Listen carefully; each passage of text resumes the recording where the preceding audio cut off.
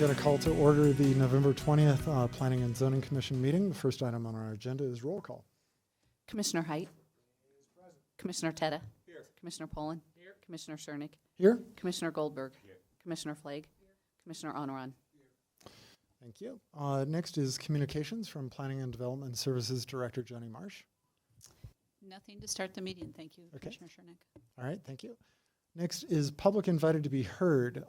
This is the part of the meeting. There will be another one of these after we're done with all of our items, or if somebody wants to speak about something that is not on tonight's agenda, now would be the time to come forward. You'll get 5 minutes to speak.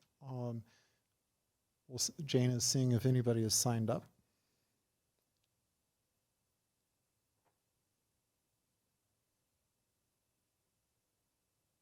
Nobody signed up, but if anybody in the audience wants to come forward now for something that's not on the agenda, please do so. Seeing nobody coming forward, we'll close the public invited to be heard. Next is approval of our October 16 minutes. Any discussion? Commissioner Goldberg? Move to approve the minutes from the last meeting. Okay, we have a motion to approve the minutes from October 16. Do I have a second? Commissioner Height. Commissioner Height seconds that. Let's take a voice vote. All those in favor say aye. Aye. Any opposed? Any abstentions? Okay, that passes unanimously. Next on our agenda, first, I should point out the first item on our agenda is not a public hearing item, and that is Cinnamon Park Senior Apartments PUD Development Plan Approval Extension, PZR 2019-20 with Senior Planner Karen Bryant.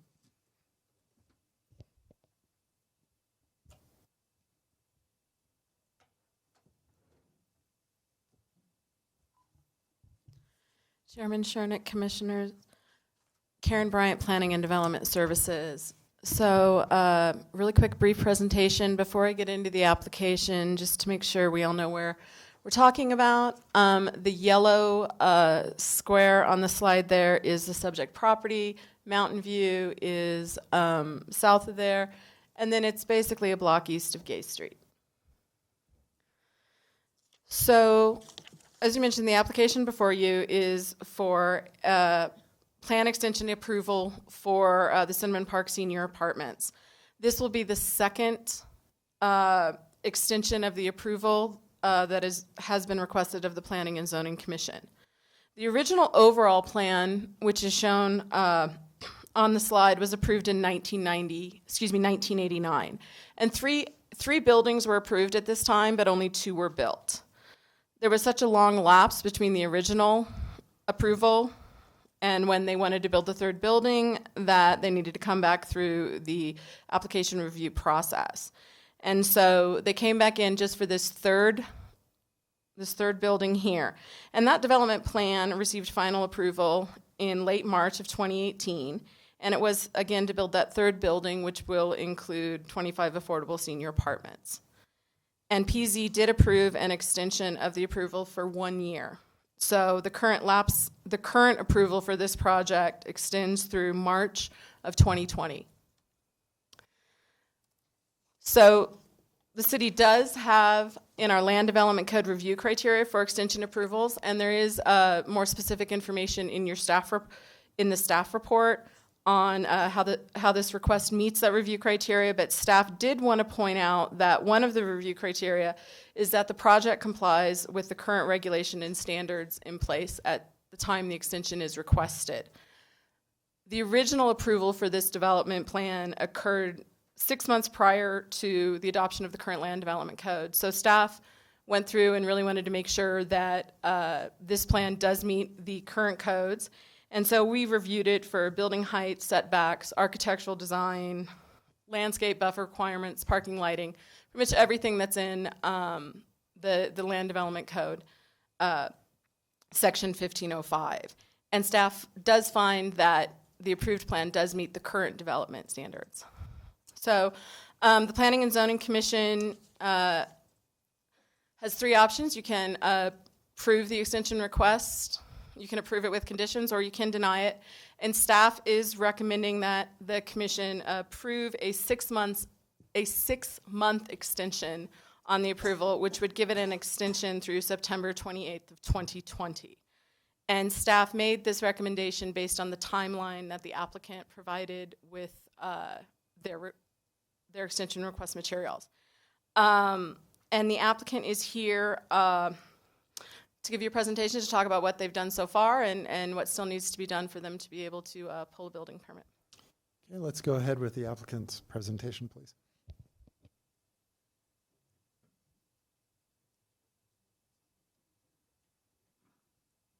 Thank you. Mr. Chairman and Commissioners, I'm Jim Goddard, Senior Housing Options Executive Director, and with me is Danny Vachon. She is with MGL Partners, our developer on this project. I wanted to give just a really brief summary of the letter that I had sent to Karen, giving a history since the last time we were here, or the last time that we applied for LIHTC funding.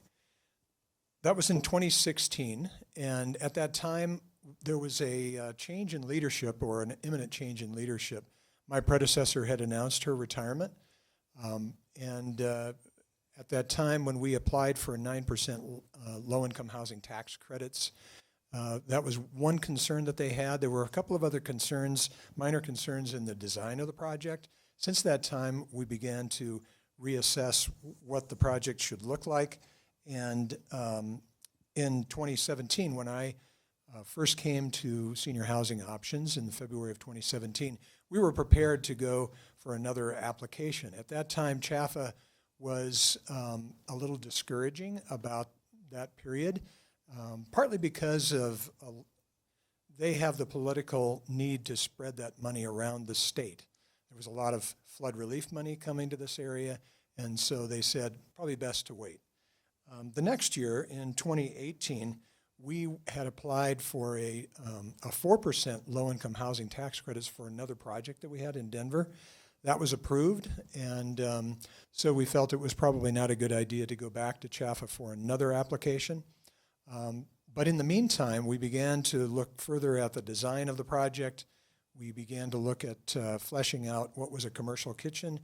The next year, in 2019, this spring, we decided not to apply again, partly because of the fact that we had some extra workload with this other project, but also because another project that was applied for here in Longmont, the Fall River project, was not completely leased up or completed at that time. And so it's very important as a nonprofit that we go through this process very prudently. It's not inexpensive to go through an application process and preparation for a low-income housing tax credit. So that's where we are. This year we feel, and our conversations with CHAFA have been much more optimistic, so we feel this is the time to do that. So let me turn this over to Danny to give more details about the project. Thank you, Jim. Like he said, I'm Danny Vachon. I'm here from MGL Partners. We're a development consultant. So Jim kind of brought you up to speed on what had happened before. And so we are prepared to go in for our second application into CHAFA for a 9% tax credits. We're going in this February 2020. They had actually changed the rounds. They used to be kind of annually in June, and then they kind of switched them this year. So that's why we're going in February. So I just wanted to kind of tell you about why the organization is ready now and where it perhaps was not ready in the past. The executive director and the CFO have now been here for a little bit of time and have really acclimated to the organization itself and understand the needs. They've hired MGL Partners. We're a very experienced development consultant team that does majority LIHTC projects. We're actually the largest for-profit developer and consultant in the state of Colorado. We have had very positive discussions with CHAFA about this project, and we have made some design and programmatic changes from our initial application in 2016 that we know they will think favorably about. In addition, we've had very positive discussions with the state of Colorado for funding. We just had a positive, hopefully, fingers crossed, discussion with the city of Longmont's affordable housing funding arm tonight. And we've also chatted with CHAFA about grant subordinate debt financing. So we're really trying to make sure this project has all the financial backing that it could possibly need. In addition, there are no other competing projects going in the PMA, and all other projects that have recently been awarded have been stabilized. So there's not going to be any competition with leasing up. So we think that the timing is right. That said, one of the threshold issues with going in for the CHAPA application is the issue of zoning. Not only do they want to make sure that you have a zoning in place at the time of application, but they're looking for the zoning to be in place for the entire length of you to be able to close the project and begin to do construction. So that is not actually just building permits in their eyes. It's actually a proof of zoning that's on title at the time that the project is closing. So they're looking for those items. Those are very threshold issues. So when we go in for the application process, they're going to see our zoning letter. They're going to see when it expires, and they're going to say, well, there's a zoning risk here. What if they can't execute in this time frame? Why would we allocate our precious tax credits to this opportunity while we have so many others? So not only is it a super threshold issue for them, but it's a threshold issue for all tax credit investors and lenders. It's one of the main due diligence items for them. And they are one of the ones that mainly drive that permit conversation. It's not even when you pull the permits and get the permits in their eyes. They make you go the additional step of going to the jurisdiction and actually getting a proof of zoning that those building permits actually meet the zoning that is in place at the time on title. So what we're asking tonight is just an extension for 12 months rather than the 6 months that the staff has recommended. It just seems like we're putting all this effort into going into this application, and this just seems like just 6 more months to be able to make sure that we're getting it across the finish line. It's 25 units of senior affordable housing. They're going to be almost permanently affordable depending on the different funding sources, a minimum of a 40-year LURA on the property. This is a fantastic project. We think that it's absolutely going to get funded, but we need your help to make sure that it gets us across the finish line. Thank you. Karen, I do have a question for you, and it is exactly to Ms. Vachon's point, which was in our packet, the applicant's letter has a timeline attached to it. And in that timeline, they even pointed out that they plan to submit for permits to the city of Longmont between September of 2020 and February of 2021. And the 6-month proposal that you had in your packet wouldn't have even gotten us to that. So I am sort of confused about the dates, and no offense, but I'd like to just see you here once rather than coming back personally. But so I would like to figure out, before we get into talking about PZRs, what dates we're actually really considering. Karen, do you mind if I say something very quickly?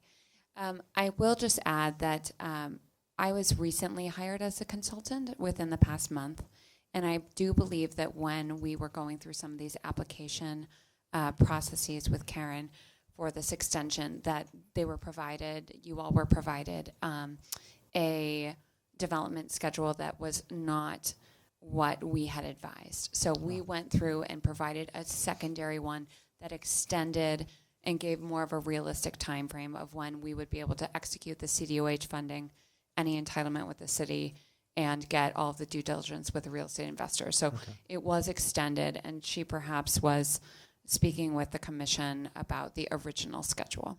Okay. Karen? Chairman Chernick, and actually what Danny mentioned is exactly what happened. I looked back through the materials, and I've got 2 different schedules. And the staff recommendation was based on the original schedule that had them submitting permits in July and August. And so the September would give them some extra time. And that recommendation was based on the city's approval. The city's approval for you to be able to construct is based on when you submit your building permit. I did speak to the applicant before the meeting a little, and she explained that there's this timing issue, that they want actually the letter for CHAFA and the funding at a different time. So staff would be open and with that understanding to make it 12 months, a full year, as they requested. But that, I think, is where the confusion was, is there were two different timelines, and Okay, I'm gonna- fair enough. And can you remind me again, so if we said to extend by a full year, what date would we be going out to? It would be March 28th, 2020. 2021? Excuse me. March 28th, 2021, yes, sorry. 2021. But Ms. Vachon, you said that CHAFA would actually prefer to see a statement that you have the extension go all the way to closing. When, now in your timeline that we have in our packet, which is from November 11th, your timeline goes all the way out to October 2022. That is for the construction of the building. The actual Okay. financial closing should be right around March Okay, of then- 2021. There it is, okay. I have a question for City Attorney Tate. The PZRs provided to us, PZR A, which would be unconditioned approval, states that the extension would go for 6 months, but it doesn't give a date certain. First, I guess it's a two-part question. First is, personally, I'd rather see a date certain rather than just a vague, 6 or 9 or 12 months, because are we talking about the start of the month, the end of the month, what date are we talking about? And then secondly, if we do change the timing of this and the date, do we go with PZR B instead, where it's a condition, or do we just change the language in PZRA? Commissioner. So Commissioner, you can use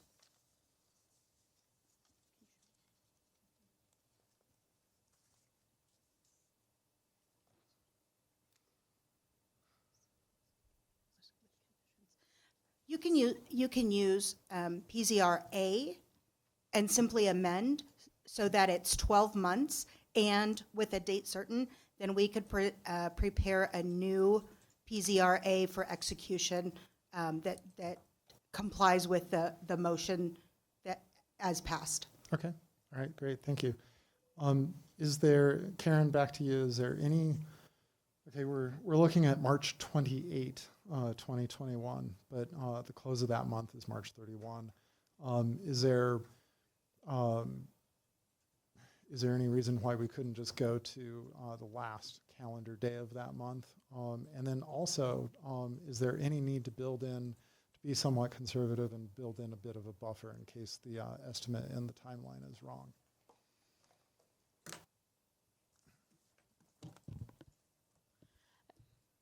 Chairman Chernick, I just want to check to make sure there isn't a deadline really quick on the timing. One moment, please. Sure.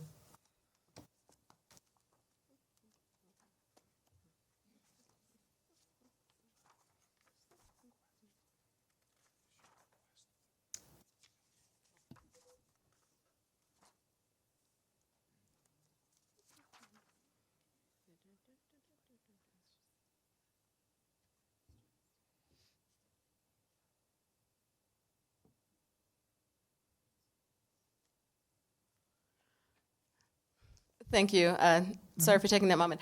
No, I don't see anything in the code when it just says that the approval is for a year, and that if it's going to take longer than that, an extension. So I would like to have Assistant City Attorney Teresa Tate verify that for me. But from what I'm reading, I think if you wanted to make it till the end of March, or even put in a couple of months for buffer, Okay. that would be acceptable. Okay. Attorney Tate, yeah, needed a little time to look at it.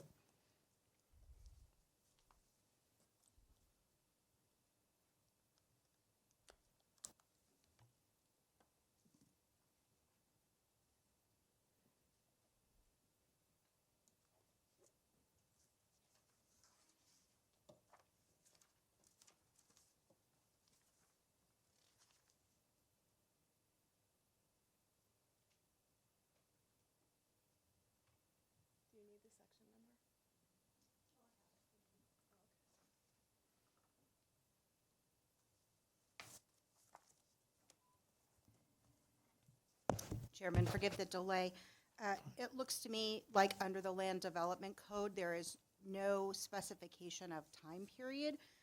However, I would advise that if original approvals can only be good for a year, I wouldn't extend beyond a year. Okay, all right, thank you for that. All right, Commissioner Height. I'll push the button and speak, sorry, beforehand. To clarify the record, 15.02.040H, I think Ms. Bryant may have cited 020H, provides for the 1-year continuation. And I think I would agree with Assistant Attorney Tate that there's a provision to allow an extension. Doesn't say what that extension could be, but the original approval was only for 1 year. I would not recommend extending the approval for longer than 1 year. That said, now I have questions. And I'm sure it's a doctoral discussion of what a 9% versus a 4% low-income tax credit is. Can you give, for the record, an abridged version of what is you're seeking and how that impacts the financing of your project? Certainly. The low-income housing tax credit is awarded through CHAFA, which is the Colorado Housing and Finance Agency. They have a certain amount per capita of tax credits that they are allocated each year, and they can give those to approved projects. And I hate to interrupt. That's a federal tax credit? Federal tax credits. That's awarded by the and state. State tax credits, but this, Okay. what we're referring to is only federal. CHAFA has a QAP, a Qualified Allocation Plan, that they refer to annually, that each project that goes in for an allocation with an application has to meet these criteria. A 4%, in a very rough way, gives a project about 30% equity. A 9% project, a 9% allocation gives about 70% of the equity for a project.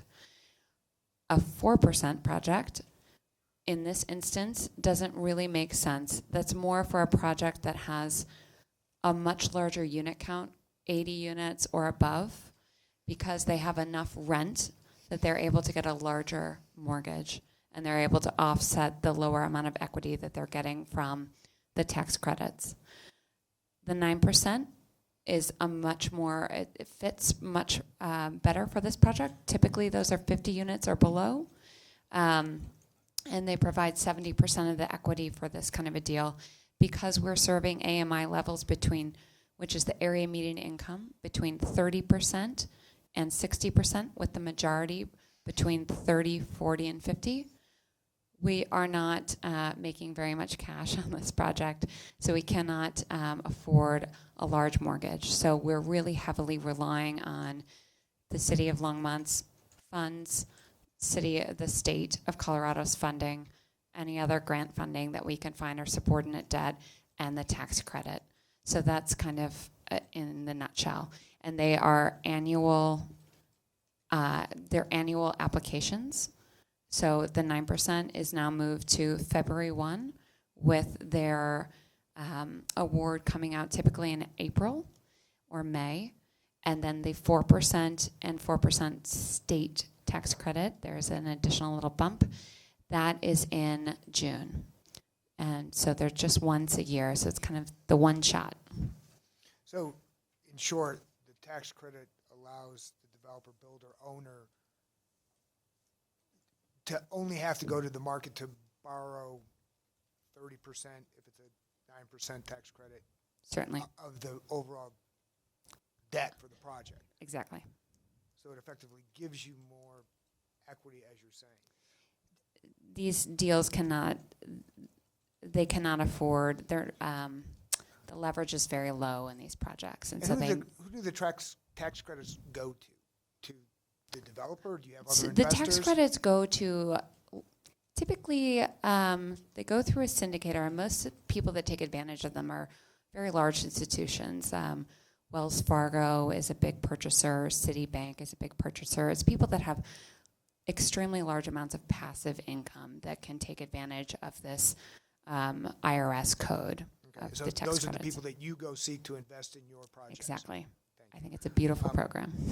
And Mr. Goddard, I think you explained that you had two projects, and then when I read the materials, I wasn't clear if they were both in Longmont, but you said one was in Denver, one was the Fall River project, which I think was in Longmont. Sorry, my mention of the Fall River project was another LIHTC project, another low-income housing tax project in Longmont that was not stabilized yet. In other words, it hadn't been completed, and so we were told time to back off and come in after that's been And stabilized. stabilized means fully rented. Right. Okay.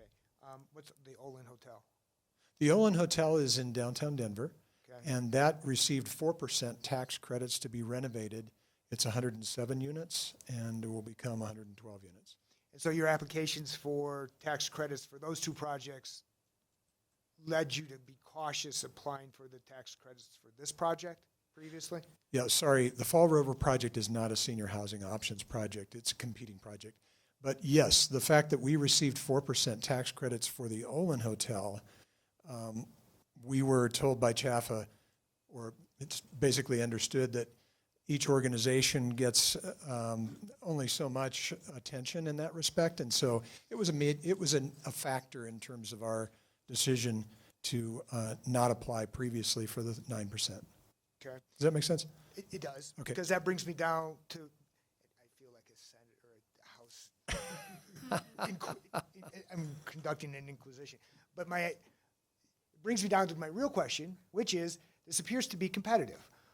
That there are a lot of folks looking for CHAFA monies. There's a lot of people that want the tax credits. There are a lot of different projects, I'm assuming, that could benefit from this.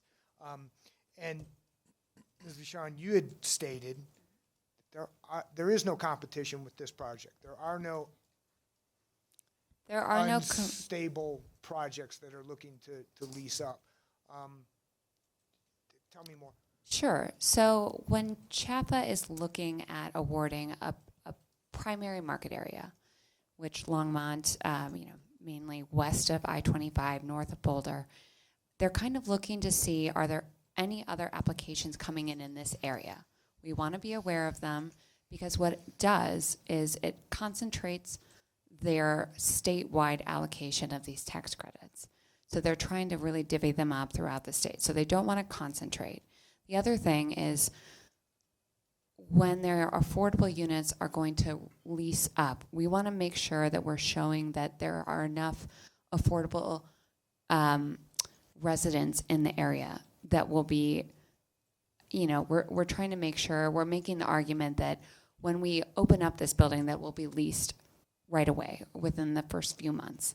So CHAPA is looking to make sure that there aren't any projects that are competing for those low-income residents. So that's what we mean by stabilized. That means a project has been opened, it's been filled, and they aren't looking for new tenants. I appreciate that, but in the context of this particular project, Sure. which has been on the books since 1989, the third building never got built. The 2018 approval expired in 1 year. We gave you an extension. Now you want another extension. Are there other projects, and now I'm going to ask the planning department, are there other projects that are in the hope for category of low-income housing that might be denied or eventually competing with this project, which, God love you for doing this, but if you're going slow and it diverts the opportunities for others, that's something I want to consider. So my Certainly. question is to planning, are there other low-income housing projects that might compete with this that we know of that are coming or are on the books or have applied? Or Chairman Chernak and Commissioner Height. So as part of our application process, we do not have requirements or criteria to look at the financial and how projects are being funded. So that is not something that we dig into the details with. Certainly I would guess there probably are folks who are also looking to compete for those funds. That's pretty common, but I certainly couldn't give you a list of those here this evening. fair enough. Do Ms. you Vachon, want me to add a little bit? Sure, thank you. So certainly the competition throughout the state will be fierce with these 9% tax credits. We believe that we have developed a project that meets all of those QAP criteria, and we think it's going to be very strong. We think it has a very competitive advantage, and we believe that it will get awarded. It may not. However, we have a QCT that's expiring. We're going to be making sure that we share that with them. That's a qualified census tract. That means that we get a 30% basis boost. It means 30% more equity in the project. There are things that we're going to be looking to talk to them about that kind of show some urgency in the project, one of which also is an expiring PUD. So these are things that we will be speaking with CHAFA about that will show some urgency in the project.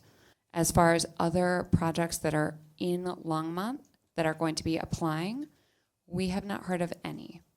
And we've spoken with CHAFA numerous times. So we do not believe, with the best of our knowledge, that there are any competing 9% applications going into the February round. Appreciate that. Thank you. I'd like to ask you a follow-up question on that. If memory serves, this project is geared specifically at seniors who are like 80 years old plus.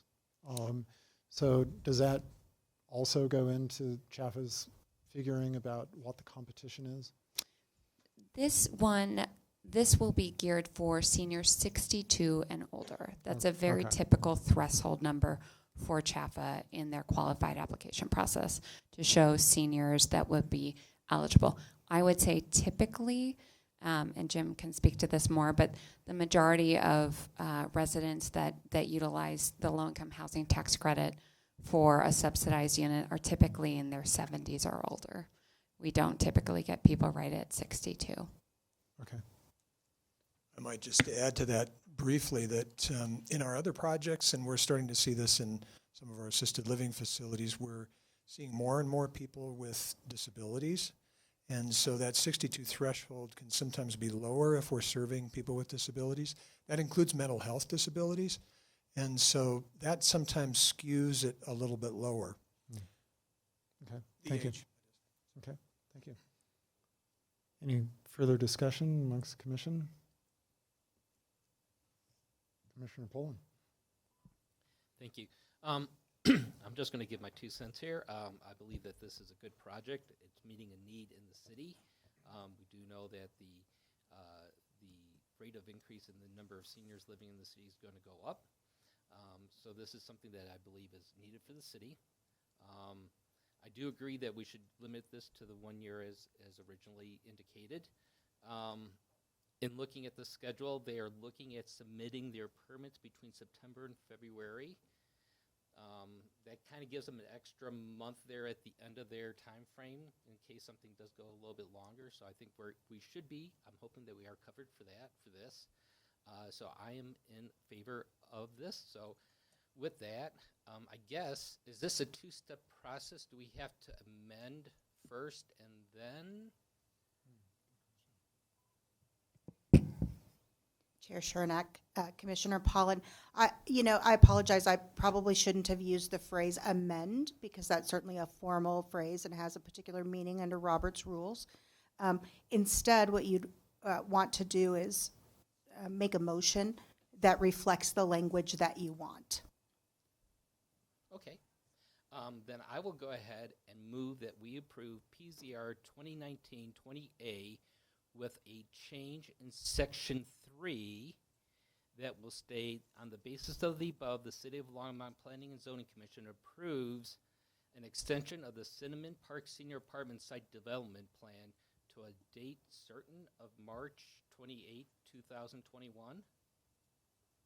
Does that sound good?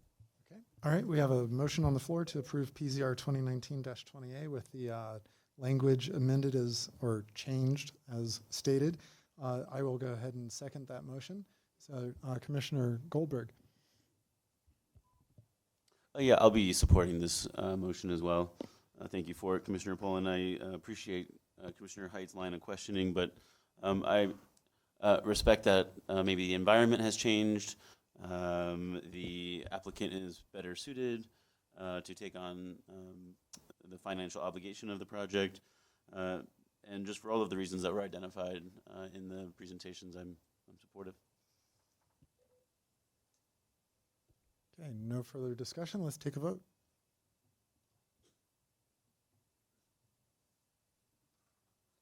Okay, that passes unanimously. And this item now enters a 7-day appeal period. During this time, any aggrieved party may appeal the commission's decision by submitting a written appeal letter stating why the Planning and Zoning Commission's decision should be amended or reversed by City Council. All appeals must be in writing and must be received in the City Clerk's office and the Planning Office within the 7-day appeal period, which begins Thursday, November 21 at 8 a.m. and ends Wednesday, November 27 at 5 p.m. Thank you very much, Mr. Goddard and Ms. Vachon. Thank you, Karen, for walking us through this. We will move on with our agenda.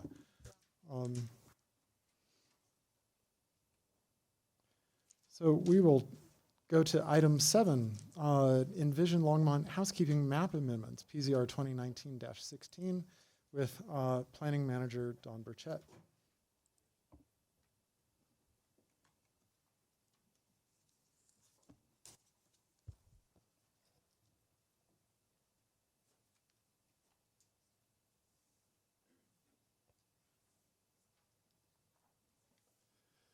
Good evening, Chairman Shurnak, members of the Planning Commission, Don Burchett, Planning and Development Services. I'm here tonight filling in for Erin, so forgive me if I am not as eloquent and well-spoken as she would be doing this, but I'll trudge through this as best I can and be willing to answer any questions that you have. Just as a little bit of background for everybody at home that's watching, this is what we consider to be a housekeeping amendment to the Longmont Area Comprehensive Plan. And I'll get more into what that means here in just a minute. As you may know, the Envision Longmont Multimodal Transportation and Comprehensive Plan was adopted by the city in June of 2016. The process of the public involvement and the commission's involvement in creating this plan was an 18-month public process. And once it was adopted, that's what we were then using to create the new land development code with the new zoning districts and the new regulations that were put into place. The plan itself, for those people that don't know, covers approximately 36 square miles, which is a pretty large area when you start laying that out. And so it's not surprising really that over the past few years we've noticed that there's been a few areas where some of the land use designations probably didn't quite make sense when you looked at it more with a fine-tooth comb or at a closer detail than at the bigger picture. So I'm going to walk you through some of those tonight.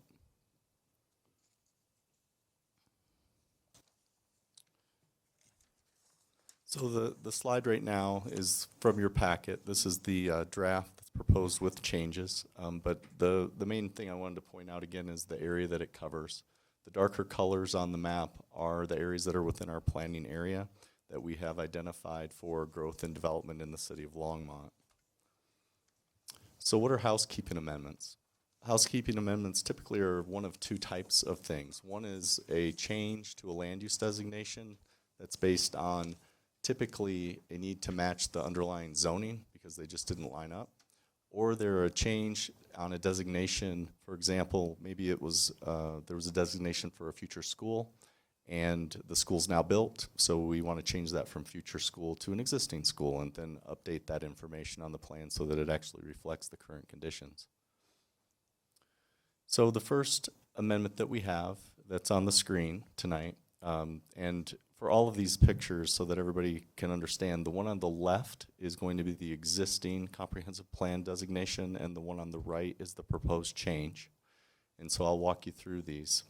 These are also in the packet and they are labeled accordingly. And so the first one that we have labeled number 1 on the screen, and this is located at the intersection of 9th and Hover. The southwest corner is number 1, and that is the Denio West subdivision. That area contains single-family and townhome product. The property was originally zoned PUD. The zoning on that is actually residential mixed density, or mixed neighborhood. So that means that the appropriate land use should have been the mixed neighborhood, which is the orange color. So we're proposing to change the single-family neighborhood designation, the yellow, to the orange color to match the zoning with mixed neighborhood. To the north and to the east at that same intersection, number 2, this is the Hover Ridge condo project. Again, these are more of a multifamily. They're not a single family detached. So the land use that is on there, again, should have reflected the mixed nature of the neighborhood, the mixed neighborhood designation. And so we would again recommend making that change. The third housekeeping amendment is the area that many of the commission may remember. This was the Parks at Stonebridge. This was a townhome development project. You have the road that is along the north edge is the Nelson Road, and then off to the left that curves is Airport Road. So we are south and east of the airport runway. And this is a townhome project. Again, this area was originally zoned PUD. It came before you with a preliminary development plan. When the property was changed from PUD to the residential mixed neighborhood zoning district, the land uses, again, should have changed to mixed neighborhood. So this would be another change that we are recommending. The fourth item that was in your packet is the Tremonto subdivision. This subdivision is located west of Airport Road. You can see the dark line on the right-hand side of the screen. It is directly adjacent and to Renaissance Drive, which runs north and south on its on the right-hand side of the screen, touching the property. And then Pike Road dead ends when you come off of Airport Road. So we're south and west of Pike Road and Renaissance Drive. The product itself is attached, single family, so it's a duplex.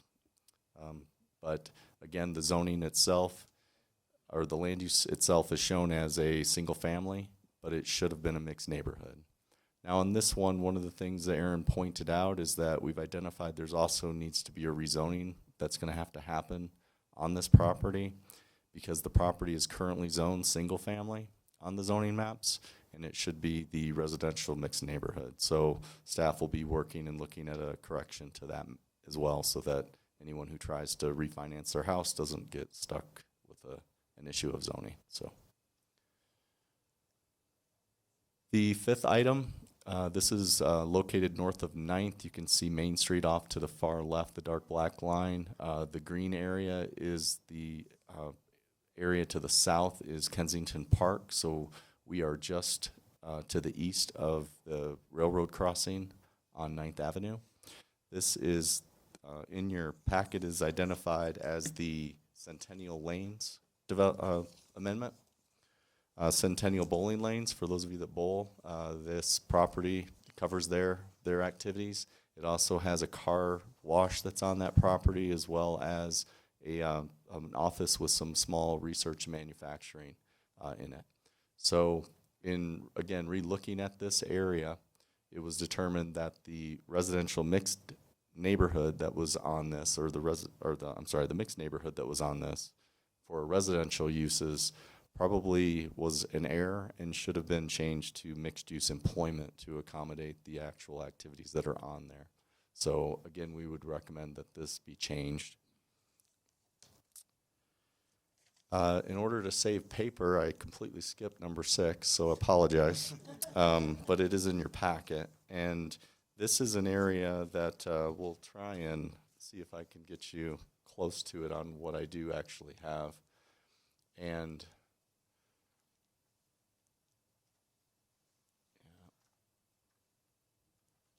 in your packet, unfortunately, we'll at least give a general idea with the mouse. So it is located down in the southwest portion of the city. You can barely see the little box that's right here. We talked about the Tremonto amendment that was over just to its west. So we have Airport Road, and Pike Road is just to the north a little ways. And this is actually a little county enclave that has not been annexed in. There are 2 single-family houses on 2 lots. One of them is actually identified as the single-family neighborhood. The other is identified as a rural neighborhood. but yet they're each a 2-acre lot and adjacent, and in Aaron's review of the history of this and how it was designated, this appears to be a carryover from the last comp plan.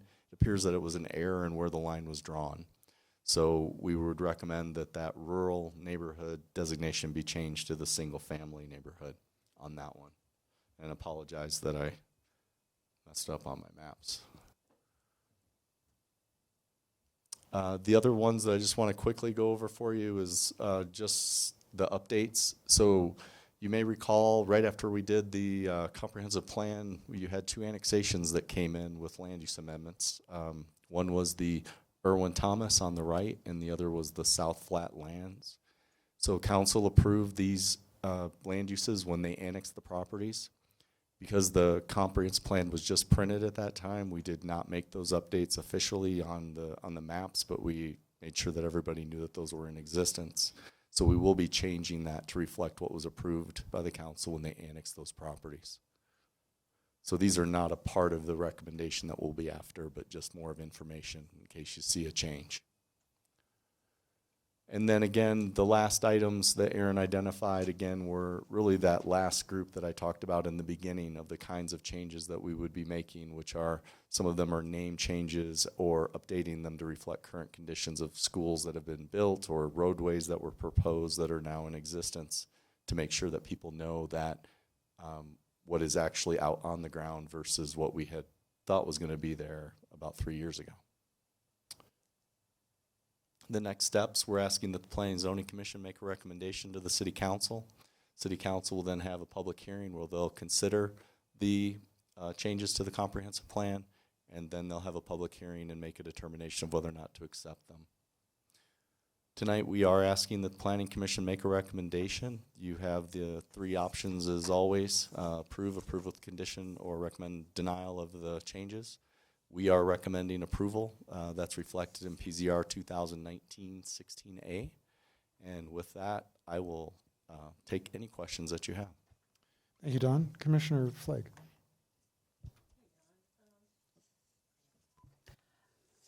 I have a question regarding some of the changes. It seemed to me that a lot of them are changing from PUD to a straight zoning. Is this a coincidence? Are we trying to clean up PUDs?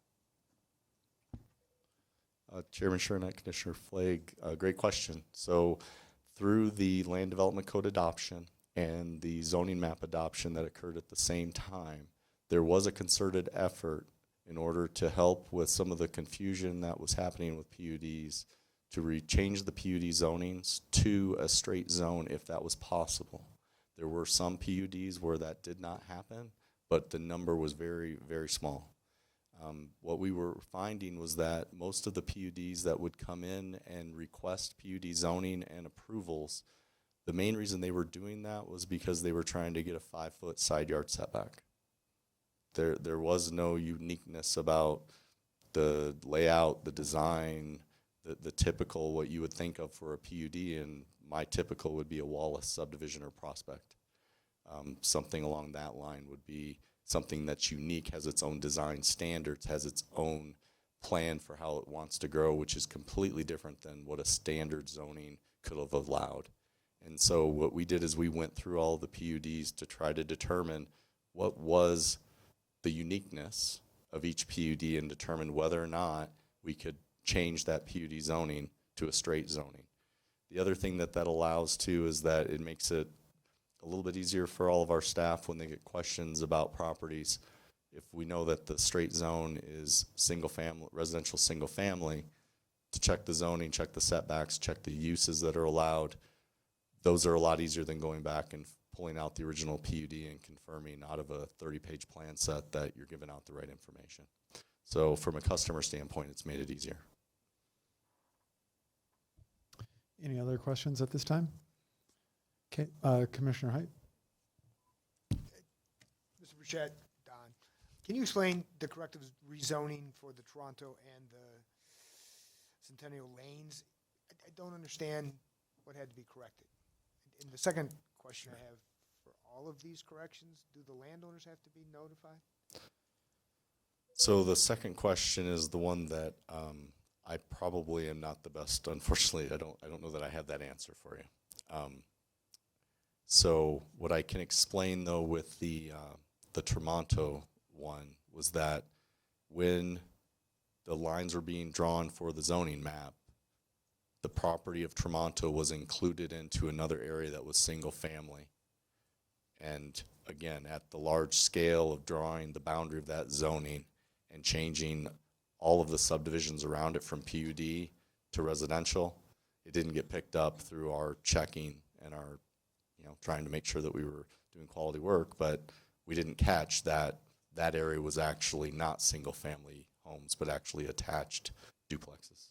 And so it, on the zoning map, currently reflects residential single family when it should reflect residential mixed neighborhood. And so again, we will be working to correct them. I don't know, unfortunately, I don't know the answer on how we're going to do that, whether that'll be ourselves bringing that forward or working with the property owners, but it was our error. In my mind, that would be something that we would move forward for everybody to get that taken care of.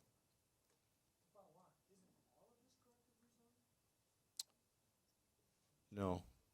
So we're changing the land uses, not the zoning on what you're considering tonight is just the land use the land use changes, the designation of what is the future expected land use of that property. And in these cases, we're looking at it and going, we do not expect someone to tear down the new duplexes and build attached single family. So it should reflect a land use that is there and that we expect to stay because it's in an area of stability, not an area of change in the comprehensive plan. And so that's where we're coming from on these. And in many cases, I believe 4 of them, these are all, the changes of land use will match the zoning that is on them today.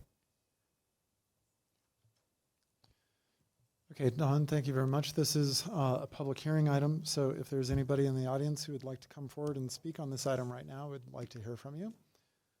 Please come on forward. Jane has nobody signed up. Seeing nobody jumping up, we will close the public hearing on this. Commissioner Poland.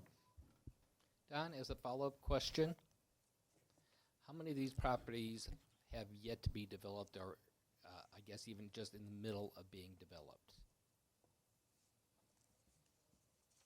Give me just 1 second.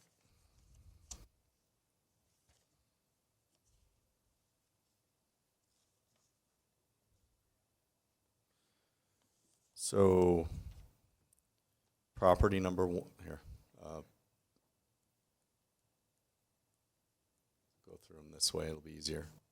Property number 1 is currently under development. They have, I believe, 3 or 4 townhome buildings along 9th and just starting down Hover that are up and or have foundations poured. Most of the single-family homes within the development have been completed, but there are still a few lots that are undeveloped that are still in construction. Number 2, the Hover Ridge condos, that's been built out, I believe, since the 90s. The Parks at Stonebridge is under construction. I have not been by there recently, so I don't really have a good feel for how far along they are. Joni thinks maybe about halfway. Number 4, again, the Tremonto. Last time I was out there, there was only 1 or 2 units that were left still to be constructed.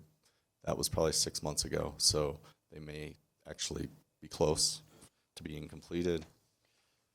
Number 5, as we talked about, Centennial Lanes is there, the car wash. There is a vacant lot, but it's adjacent to the floodplain, and it is in the floodplain. So development of that right now, I'm not going to say it's impossible, but it would be pretty challenging to make that work. We've not had any interest in anybody doing anything out there for a long time. Although I will say that the office and research and development portion up by the closest to 9th on the west side was one of the property owners that brought this to our attention with a concern with their existing use and it being non-conforming with the current land use. Number 6, which I don't have, again, the 2 enclave or parcels, those are both still out in Boulder County. They both have a single-family home on each of them, so they are both developed.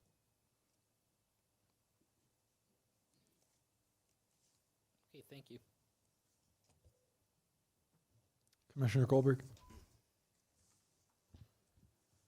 Yeah, gosh.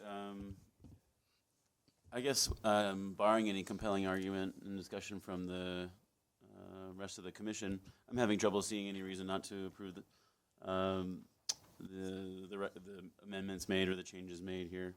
I think given the scope of the project, some minor housekeeping that will come in after the fact makes a lot of sense. I appreciate Don and the city owning these misses and working to find solutions. So I'll be favorable unless anything compelling comes up. Commissioner Teta. To council. That's correct. And Commissioner Height asked about the noticing requirements for the property owners. I don't know if Joni or Assistant Attorney Tate might have an answer for that one yet. Go ahead. I do too, but go ahead. We're just full of answers over here. Chair Chernak, Commissioner Teta, if you look in your land development code at 15.02.040, J, which governs notices, you'll see at J1 exemptions for the notice requirements. And so at J1C, legislative comprehensive plan amendments are exempt from the notice requirements.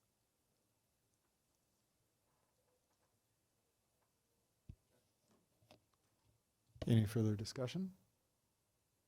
Anybody want to make a motion? Commissioner Goldberg? Given the lack of additional discussion from the commission, I'll go ahead and recommend approval of PZR 2019-16A. Okay, I'll go ahead and second that.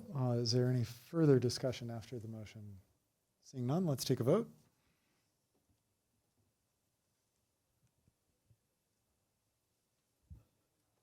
Okay, that passes unanimously.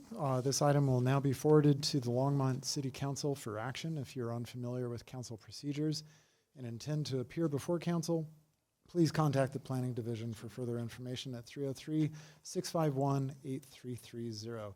Don, thank you for taking us through that. Thank you. We will move on to item 8, Pepler Neighborhood, Prairie Village, Rezone Concept Plan Amendment, PZR 2019-17, with Principal Planner Eva Perzhevsky. Good evening, Chair Shernick, Eva Perzhevsky, Planning and Development Services.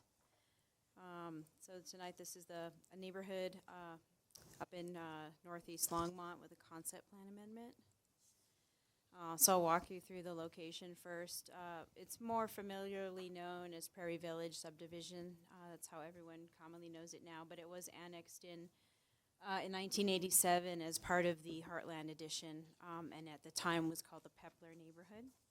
And its boundaries roughly are, as you can see, it's Highway 66 on the north, the railroad tracks here on the west, Alpine Street on the east, and then 21st Avenue here down south. And then obviously this is an aerial of how it has become built out over time. So just to give you some background on why we're here. And I'll get to the concept plan on the next slide. I just couldn't fit all this in. But so about 20 years ago, there was a rezone for this property. After it was annexed in 87, it was annexed in as industrial. The whole area was meant to be an industrial area. It then got rezoned in 1999 to a PUD mixed use. And there was a range of uses, which I'll show you on the next slide. It was also in your packet. It went from... So the accompanying concept plan allowed for several different land uses, a variety, including there were single-family residential some multifamily and some commercial component as well, which is the subject of this particular parcel. There was a note that the property owner who was rezoning the property and at the time kind of threw an offer to council and said that they would donate a portion of land for a civic land donation at the time of development or at the time of platting. So this property has sat vacant for undeveloped, if you will, for 20 years. And so last year, so D.R. Horton has control of the property. I'm going to get to the next couple slides will be more graphic-y, I promise. But I wanted to give you the background. But D.R. Horton got control of the property, wanted a development, knew that this note was on the plan, and approached the city of Longmont and said, okay, we need to do right by this requirement. So can you please tell us, city staff, how much land do you want and what civic purpose, so that we can plat that off in our subdivision plat. And so over last summer, the city management team reviewed that proposal with the assistance of our director, Joni Marsh. She facilitated that with all of the department heads and the city manager.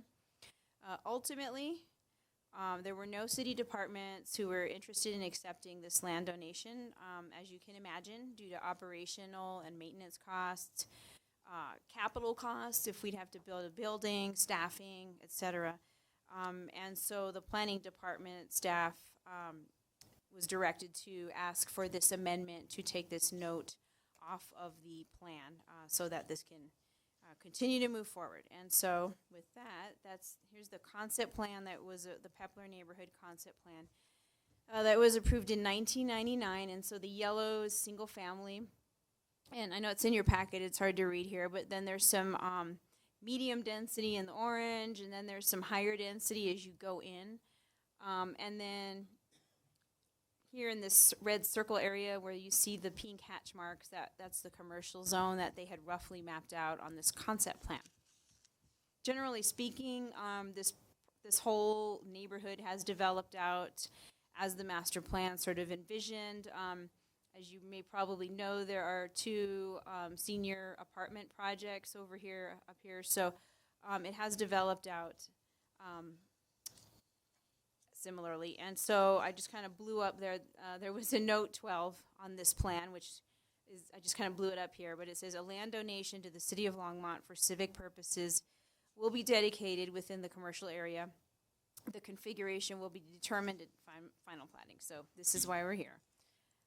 And so just kind of giving you a cross comparison here, how that master plan how our current zoning and land use looks vis-a-vis that old plan from 1999. So this is the whole, here's Highway 66, the railroad tracks, and this is Alpine, this is 21st. So it's roughly a cutout of the concept plan area. As you can see, is roughly developed the same way.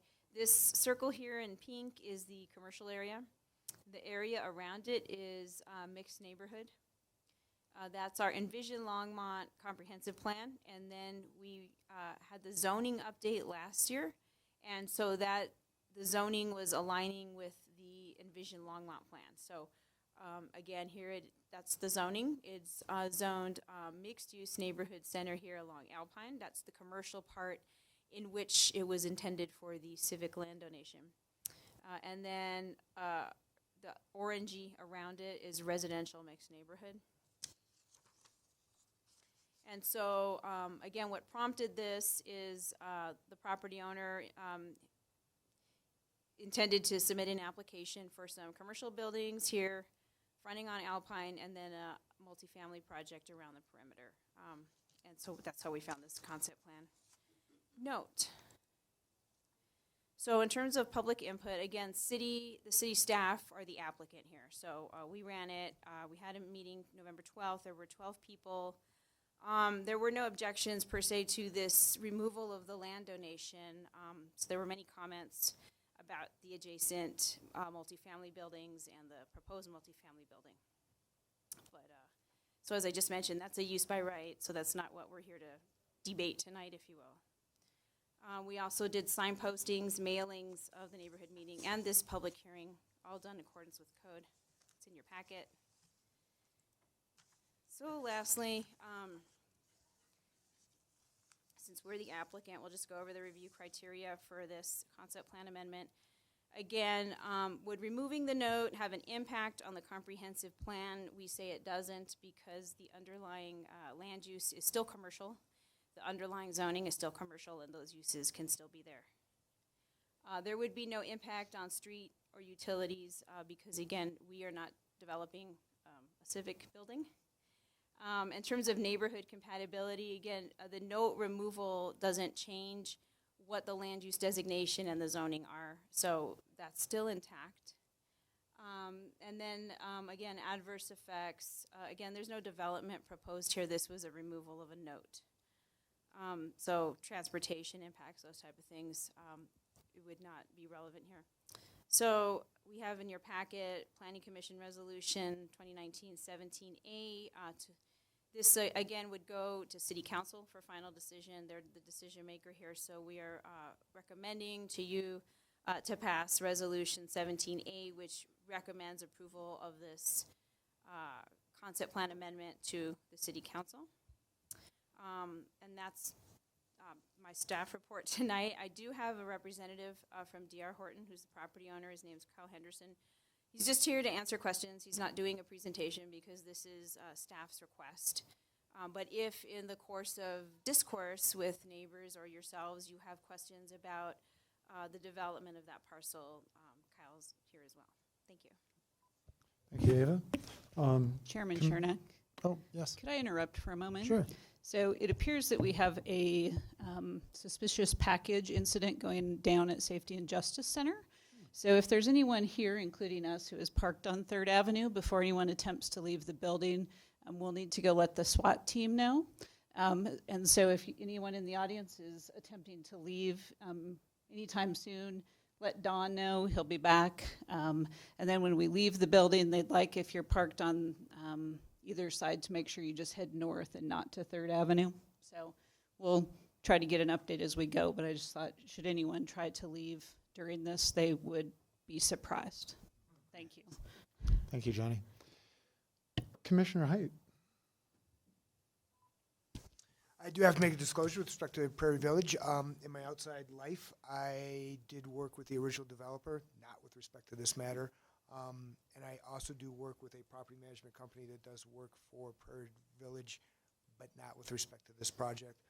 So I don't believe that my impartiality is in any way affected with my outside life.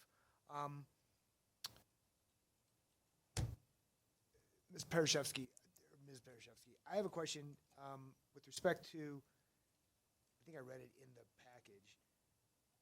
Other than civic or government use, these dedications could also be used for a plaza, pocket park, or community garden. Has there been any consideration of asking the developer whether or not they would, instead of donating it to the city, come up with one of these other uses? Chair Shernick, Commissioner Height. I know our natural resources staff did look at this as possible open space. They took a pass on it. No, we did not ask them to use the commercial area for open space because frankly, they've got commercial buildings showing on their site plan there, so it's meeting the intent. Yeah, I have a kind of a follow-on question with that.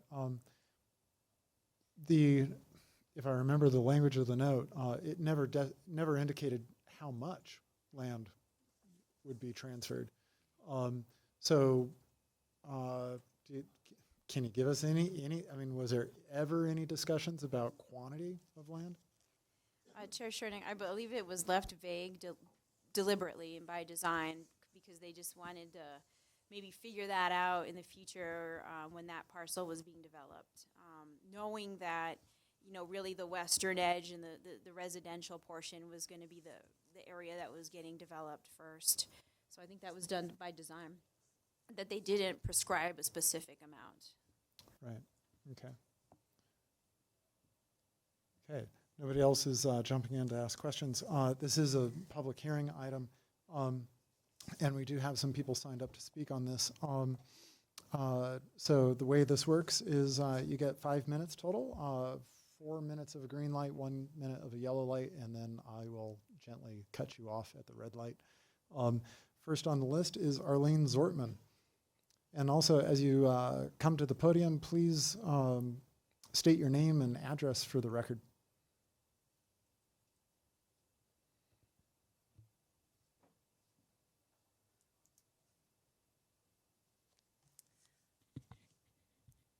Thank you for this opportunity to speak this evening. And I appreciate your going over everything because I didn't understand a whole lot of the stuff. So particularly in respect to the donation, now I understand that better. And I do have a couple of questions, or some questions, and I know that Ava's going to be really surprised that I have questions. So some of my questions were answered already by what you've gone through, so I appreciate that. The rezoning to a high density, and I'm going to be really referring to my notes or I'll forget something here, goes back to the Vision Longmont. I did look at that, and in 1.2E and 1.2F it states that it supports the integration of a more diverse array of attached and multifamily housing. I forgot to get my name and address, didn't I? My name is Arlene Zortman, and it's 2007 Winding Drive. And then under GP1 of Vision Longmont, it looks at community character and design. So one of the things is it's not exactly exciting to me to have apartments over there. Based on that, the majority of the area over there is townhomes and single family, and mostly single family. Apartments are not really part of the character design of the area as I see. However, I understand that it's a done deal. And so at this point, unless somebody wants to invest a lot of money to make a change on it, I don't see anything happening there. So we're going to live with apartments. Based on that, I do have some questions in regard to safety in the area. So this has nothing to do with the donation. Alpine Elementary is just across 21st Avenue, and children walk, they have their skateboards, and they bike along Alpine, going to school. And of course, parents drive their children to school over there along Alpine. Since Alpine is not scheduled to be widened, as far as I can see, it's a 2-lane road right now, there's additional concerns about safety in the area that goes along this street. I've had the opportunity to look at the traffic studies that were done. Besides this apartment complex that's going in, there also is an 88 townhouse unit that's going in that's not started yet, but it's proposed. There also is the senior co-op that is out there right now, which is in the, I think, finishing stages. It looks like it anyway. So based on that, the particular study for this area with 126 apartments shows there's a potential of 685 daily trips with 43 a.m. peak and 55 p.m. peak hour trips.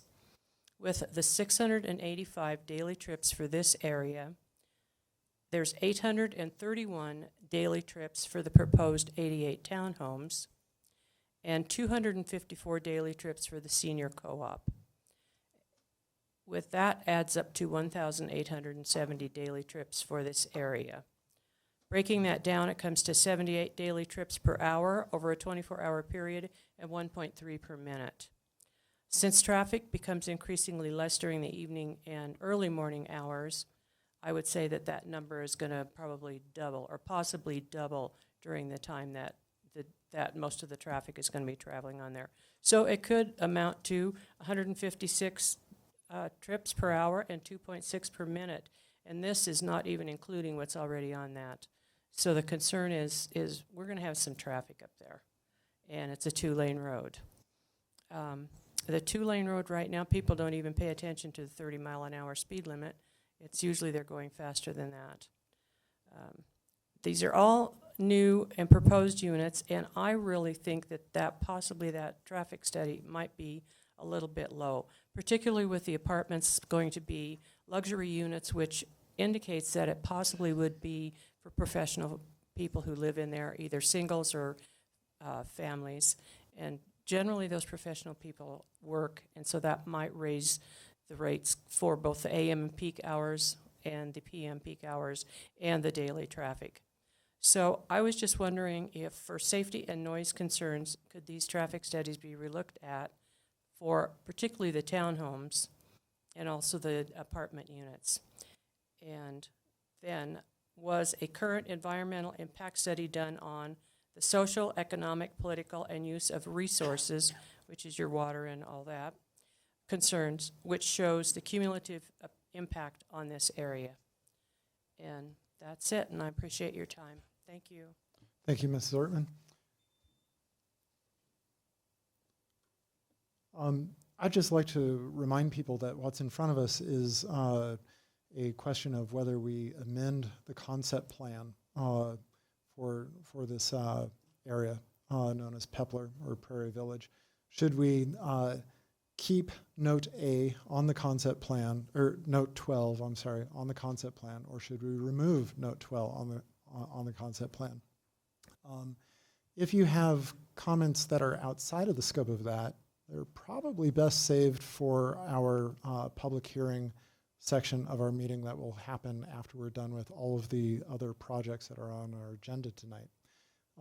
So next on our list is Tyler Field. Oh, okay, all right. He's with the owner. He'll skip. Stephen Joseph.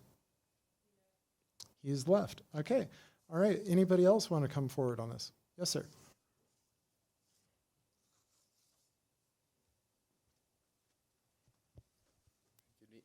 Good evening, Commissioners. Thank you for your time. My name is Justin Stober. I am the president of Prairie Village North Owners Association, and I live at 2410 Winding Drive.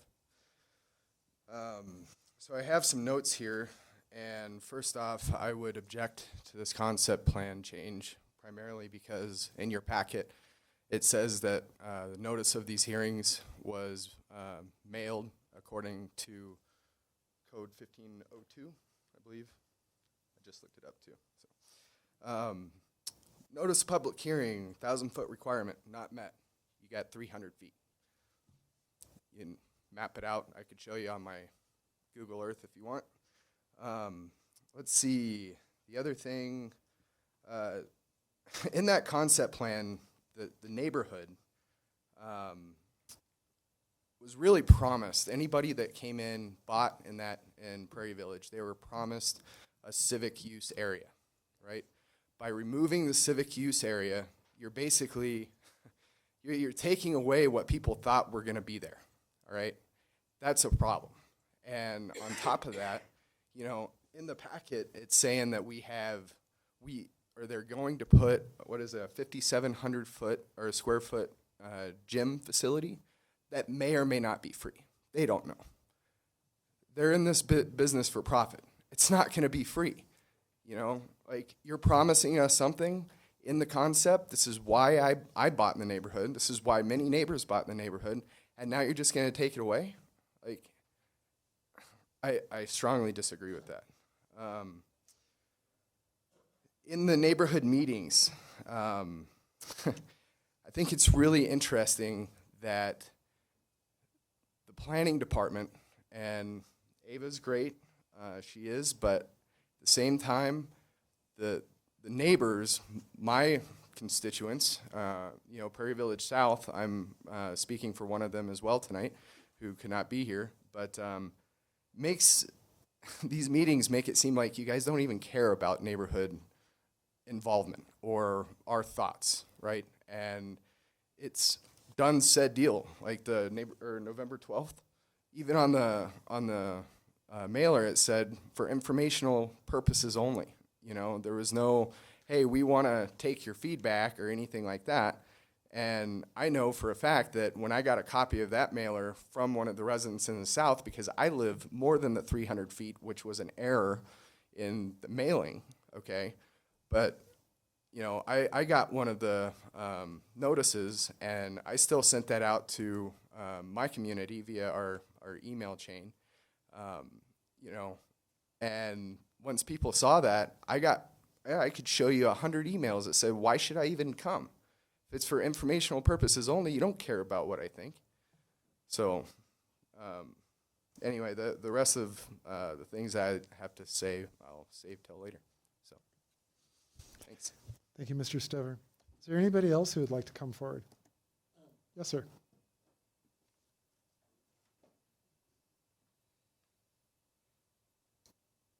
My name is Dan Herman, 2033 Winding Drive. Forgive my articulation. I've had surgery on my neck. I appreciate this opportunity to speak before this zoning commission. I begin by saying thank you, Mr. Summer, for standing up for the homeowners of Perry Village North and Perry Village South. Thank you once again.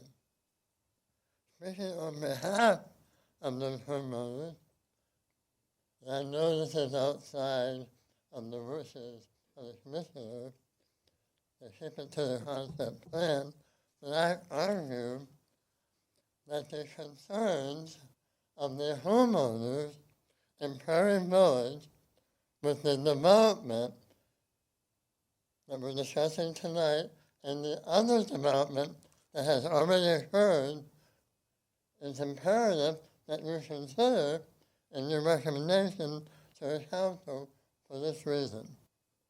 I bought a home in 2017.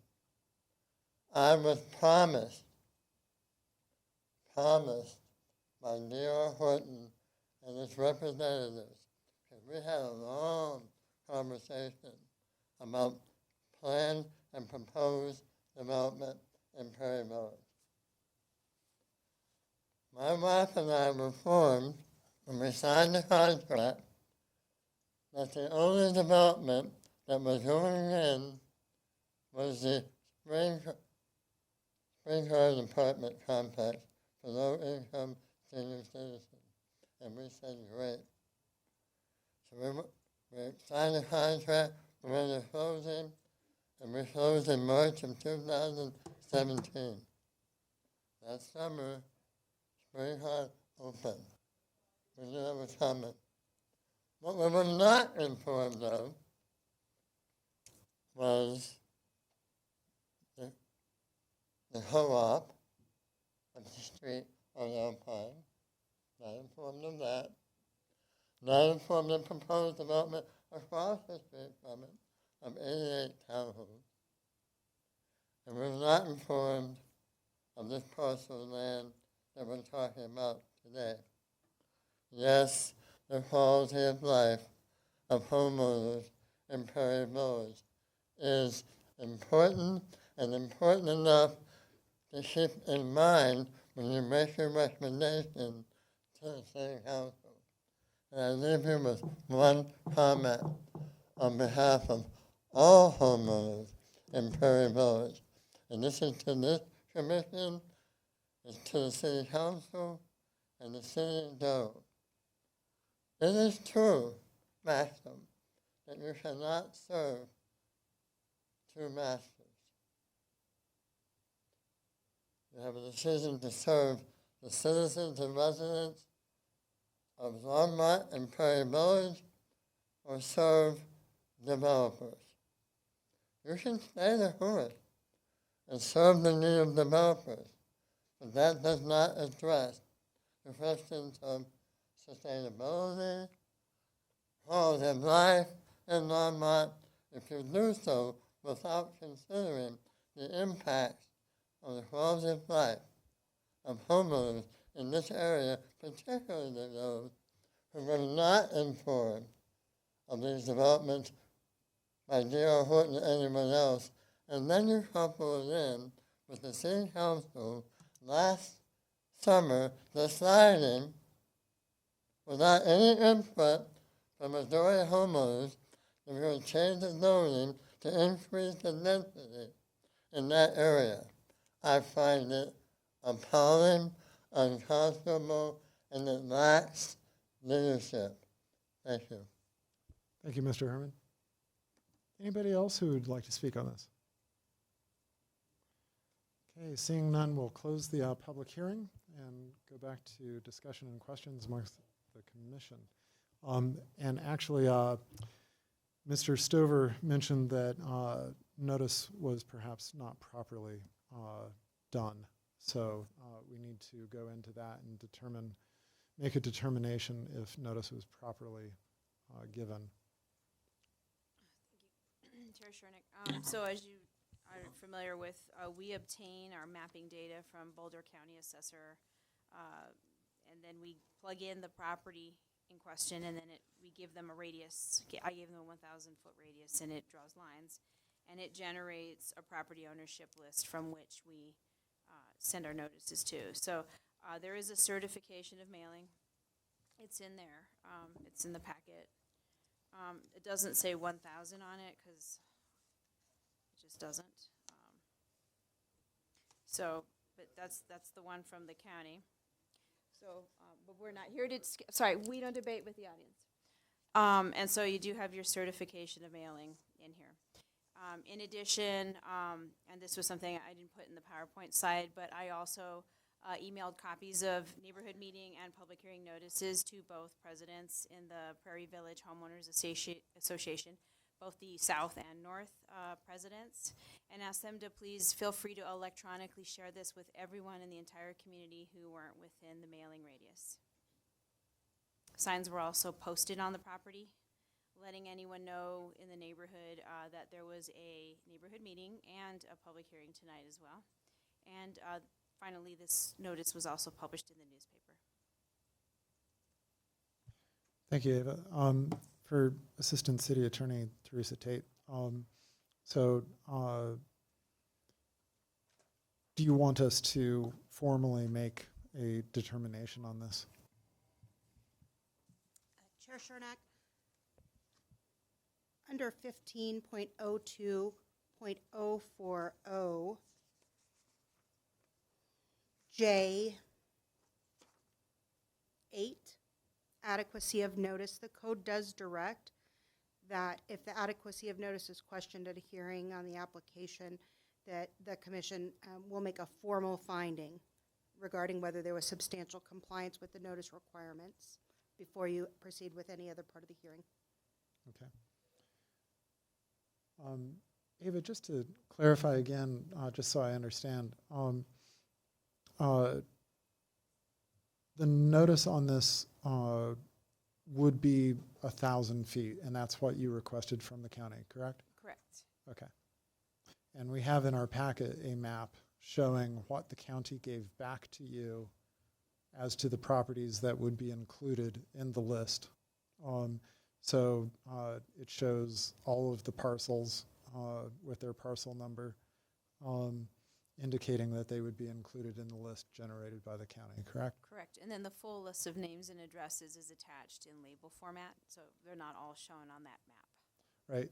Now, it appears that because of the location of the property in question, that 1,000 feet did not extend to all of the Prairie Village development. So that is something, just to clarify for people in the audience, that the entire subdivision does not always get noticed when something like this is sent out. Commissioner Poland? Okay. Oh, you weren't asking a question. Okay. Okay.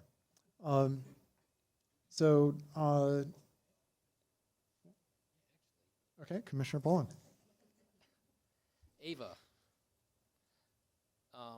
for my edification, the 1,000 foot is based from what point? Boulder County takes it from the edges of the property lines of the subject property. Okay, so 1,000 feet from all outside edges. Yes. I know that sometimes their mapping looks skewed and it's not a perfect circle, and I really don't understand the rhyme or reason for that. But we rely on them and always have for several years to give us our radius mapping information. Thank you.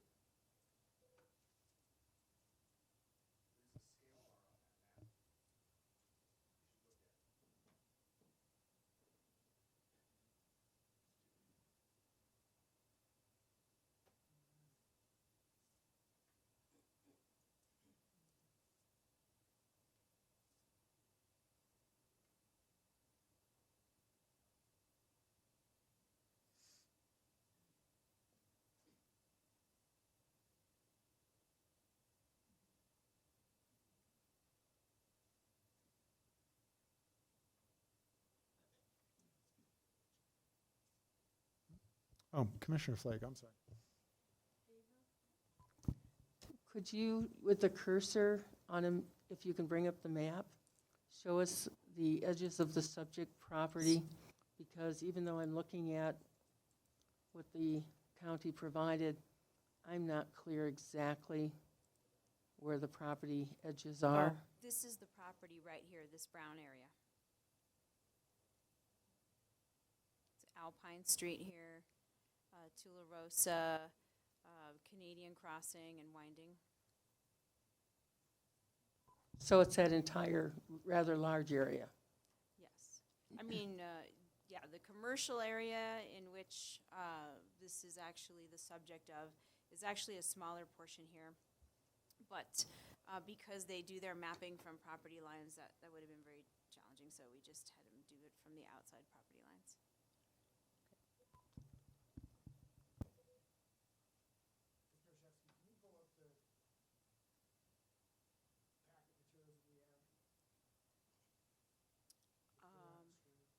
To go online, I think.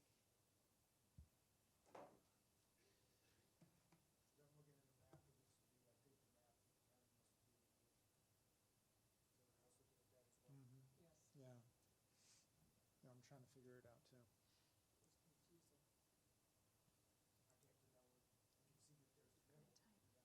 Uh-huh.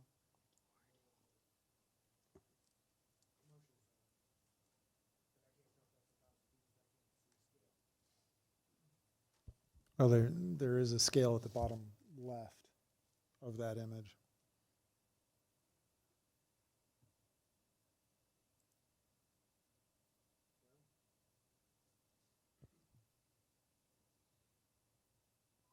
Oh, there. It's wonky. Hold on. Chairman Shernick? So if we can So- just Yes. remind the audience So- that we need Oh, yes. decorum and not Sure. yelling from the audience. Yes, everybody, we had our public hearing section of this meeting, and so we no longer take comments from the audience. Chairman Shernick? Yes. So Don and Chris Huffer have checked the map, so it is incorrect. Okay. And so we'll need to postpone this item to the next meeting so we can renotice it to the 1,000 feet. Okay, all right. So, And that will be, thank you. our next meeting will be December 18th. All right, so this will be moved to December 18 then. Okay.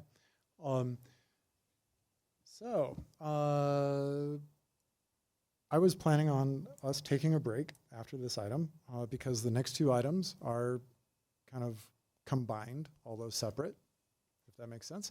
So let's take a, say like a 10-minute break to 8:45.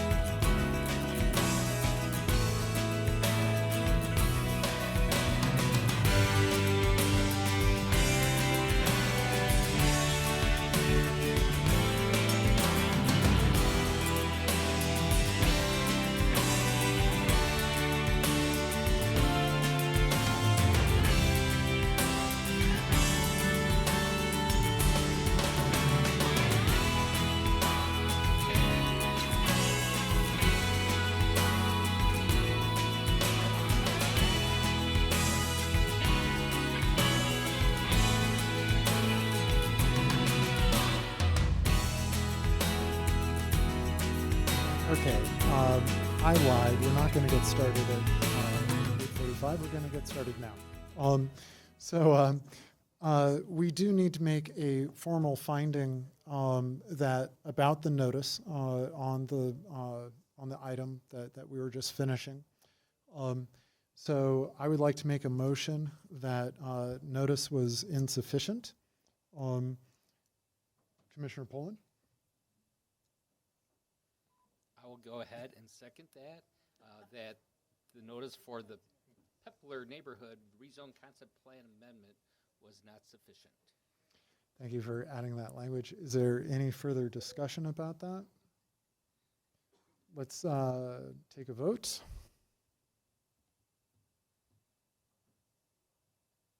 Okay, that passes unanimously. That notice was insufficient on the project we were looking at for the Pepler or Prairie Village change in concept plan. And so that project will be moved. My understanding at this time is to our next meeting on December 18. So now we will move on to our next agenda item, which is, item number 9 is the Sugar Mill annexation and preliminary plat, but we have 9A, which is Sugar Mill Outparcel Annexation, PZR 2019-19, with Principal Planner Ava Parachevsky. Thank you, Chair Shernick and Commissioners. This is a combined application for your consideration. There are two separate applications, obviously, but in the interest of time and because they're related to one another, I'm going to do one presentation on it as well as the applicant. Again, just to orient everyone with this location, this is out in the Mill Village neighborhood, as it's normally called. And so the first one is the subdivision plat, which is here. This is right off south of Great Western Drive and west of 3rd Avenue. So southwest corner of Great Western Drive and 3rd Avenue. Just north of it are the Brickstone Apartments, which is a multifamily apartment project that's under construction here. And then the second property that we're under consideration with tonight is the Sugar Mill annexation. That is just south and east of the preliminary plat parcel. And that is over here. It is adjacent to a city greenway right here south of it. And then obviously St. Vrain Creek runs below it. And then there's an undeveloped parcel south of the plat parcel, which is zoned general industrial in Boulder County. So this property is not part of the city of Longmont. And then north of the annexation property is the condo Riverbend at Mill Village up here. And then the rest are the residential homes and then the Mill Village apartments up here off Highway 119. So with that orientation, I'll just give you some background on the zoning. So the plat property, the subdivision plat, that one is in the city. It's zoned residential mixed neighborhood and has a similar land use designation in our comprehensive plan. The allowable density is a minimum of 6 dwelling units per acre up to 18 dwelling units per acre. And that site is 17.43 acres, so the allowable density is between 105 units on the low end to 314 on the high end. And they're proposing in this subdivision 112 lots, which is on the very low end, 6.4 dwelling units per acre. On the annexation property, again, it's in unincorporated Boulder County. It's zoned agricultural, but it is in the City of Longmont and Vision Longmont plan, and it's designated as Parks, Greenway, and Open Space. The applicant's annexation map and concept plan has a proposed zoning of agricultural. We call it NAG, which stands for non-residential agriculture. It's just an agricultural zone. That property is similarly 17.44 acres, and it's currently just sort of undeveloped open space, wildland there. And the concept plan, which I'll go into next, doesn't propose any development on this annexed property. Its sole purpose is to provide a detention pond and to connect a sanitary sewer line for this subdivision to the northwest of it. And so with that, Again, there's two applications here. One is the preliminary subdivision plat, and this is the plat here. It's 112 individual residential lots. They would have one building over 2 lots, as you can, like a duplex, sort of. And then they would have the property line in between the building. They would have alley-loaded garages back here, and so all of the houses just go right, they go facing straight up to the streets. All the public streets here, they don't have street-loaded garages, so everyone comes in from the back to an alley garage. And then there's 1.5 acres of common open space located in various outlots throughout the property, and I know the applicant will provide more detail on that with their graphic. So again, instead of providing on-site detention, they are planning to put their detention pond here on this parcel next door that's requesting to be annexed, and their sanitary sewer line, this purple line here, would run through this property. This subdivision plat also provides street access points to, if you look here, this is that unannexed parcel in Boulder County. If you look here deeper, they created a new north-south street on the west, and it would tie into that parcel. And then 3rd Avenue over here is being extended south, and it would keep going down this way to the parcel to the south. So 2 street connections. On the annexation, again, they want to propose it with ag zoning. Their concept plan, again, has no development except to provide the sanitary sewer line and the detention pond. And allowable uses in an ag zone in Longmont include parks, greenways, farms, open space, and golf courses. So not much development potential on this property were it annexed. There is an existing ditch easement on the north. It's this blue line, and that's just already there. And that just kind of provides some additional access to this parcel that's kind of landlocked. Just a couple other issues that were noted in the staff report. So the applicant submitted a species and habitat report. With regard to the parcel that's being developed with the subdivision, they have identified prairie dogs in their report. The report said there were fewer than 25. However, it was a little bit of an older report. So we've added or recommended a condition to you all to have them submit an updated report with their final plat and site plan, should this be approved. There's no endangered species on site, either on the plat parcel or the annexation parcel, but possible burrowing owl and other bird nests in the trees around it. And so to be safe for the subdivision anyway, we've asked that they do some bird nest studies prior to grading, and that's pretty typical. It's a typical condition we ask of the commission. And then because of its proximity to St. Vrain Creek, down south of the annexation, we recommended a condition that they get a determination from Fish and Wildlife whether or not this project would have an impact on the Preble's jumping mouse. And then as regarding traffic, so this project would generate 1,154 daily trips with 84 in the morning and 113 in the PM peak hours. But overall, the intersection of Highway 119 and 3rd Avenue operates at the level of service C, which is adequate for our quality of life benchmarks. There were 2 morning-only peak turn lanes that are level of service D, and that was eastbound left and southbound left at Highway 119 and 3rd. However, they were going in directions that would not be impacted by this project in the morning rush hour. So according to the traffic study and in concurrence with our traffic engineer, this project wouldn't add to that volume of those deficient turn lanes in the morning. And so the quality of life benchmarks for traffic were met. It doesn't make the operation level worse, if you will. In terms of neighbor input, we have the subdivision plat. We had a neighborhood meeting in February of this year. There are about 10 people. Generally, the people from the adjacent condos to the east were obviously concerned about parking and traffic. They had some questions about drainage and detention pond maintenance. And then we sent out the notice on April 1st of this year. We got no comments in writing or email or by phone. And then I sent the notice out on November 4th, and I had not received any comments from anyone about the subdivision. Similarly, with the annexation, we had that neighborhood meeting in May of this year. There were about 4 people there.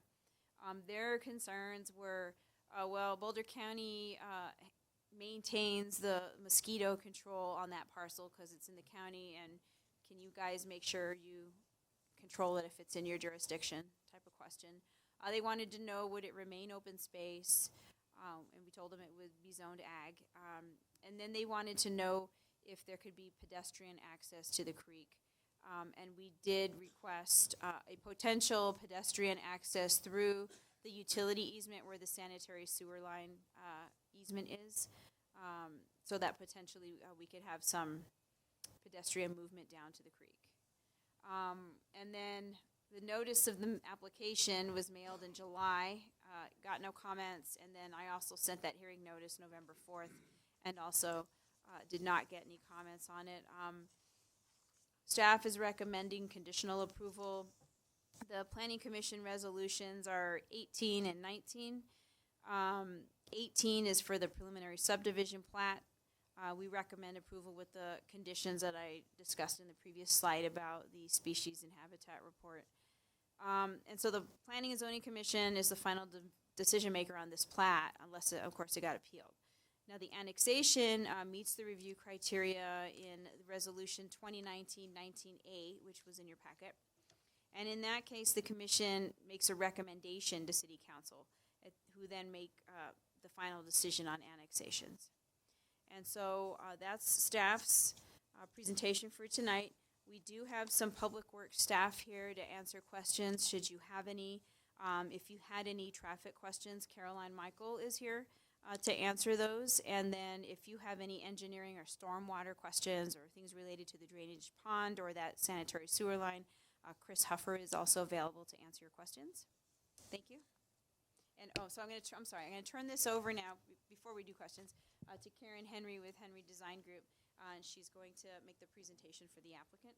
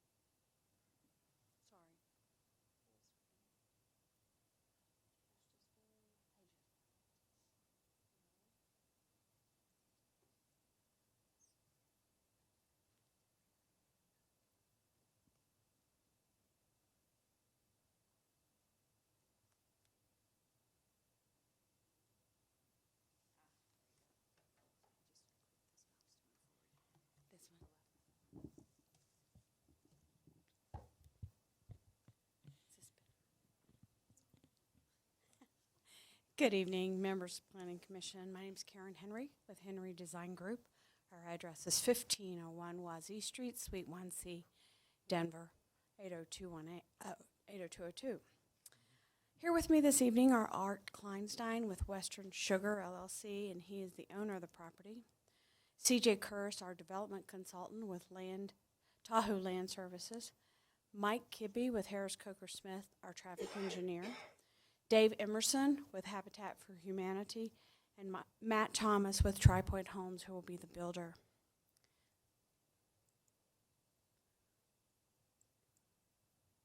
Really? Supposed to go forward? Thank you. Sorry. Technology gets me every time.